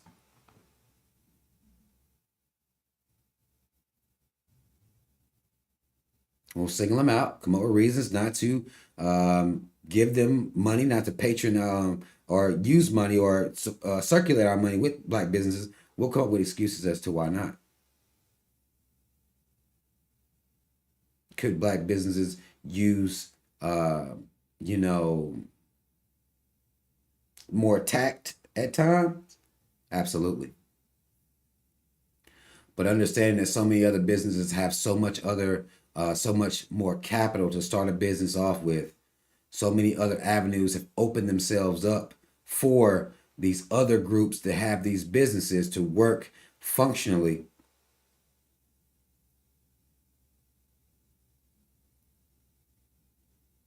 I have understanding because I know the history. I know the history. And when you know the history, you give grace. You give your positive feedback. This could be a much better business if you guys worked on this. as opposed to trying to blow up and expose a black business for being subpar. We only have forgiveness for other groups of people. That's it. That's all.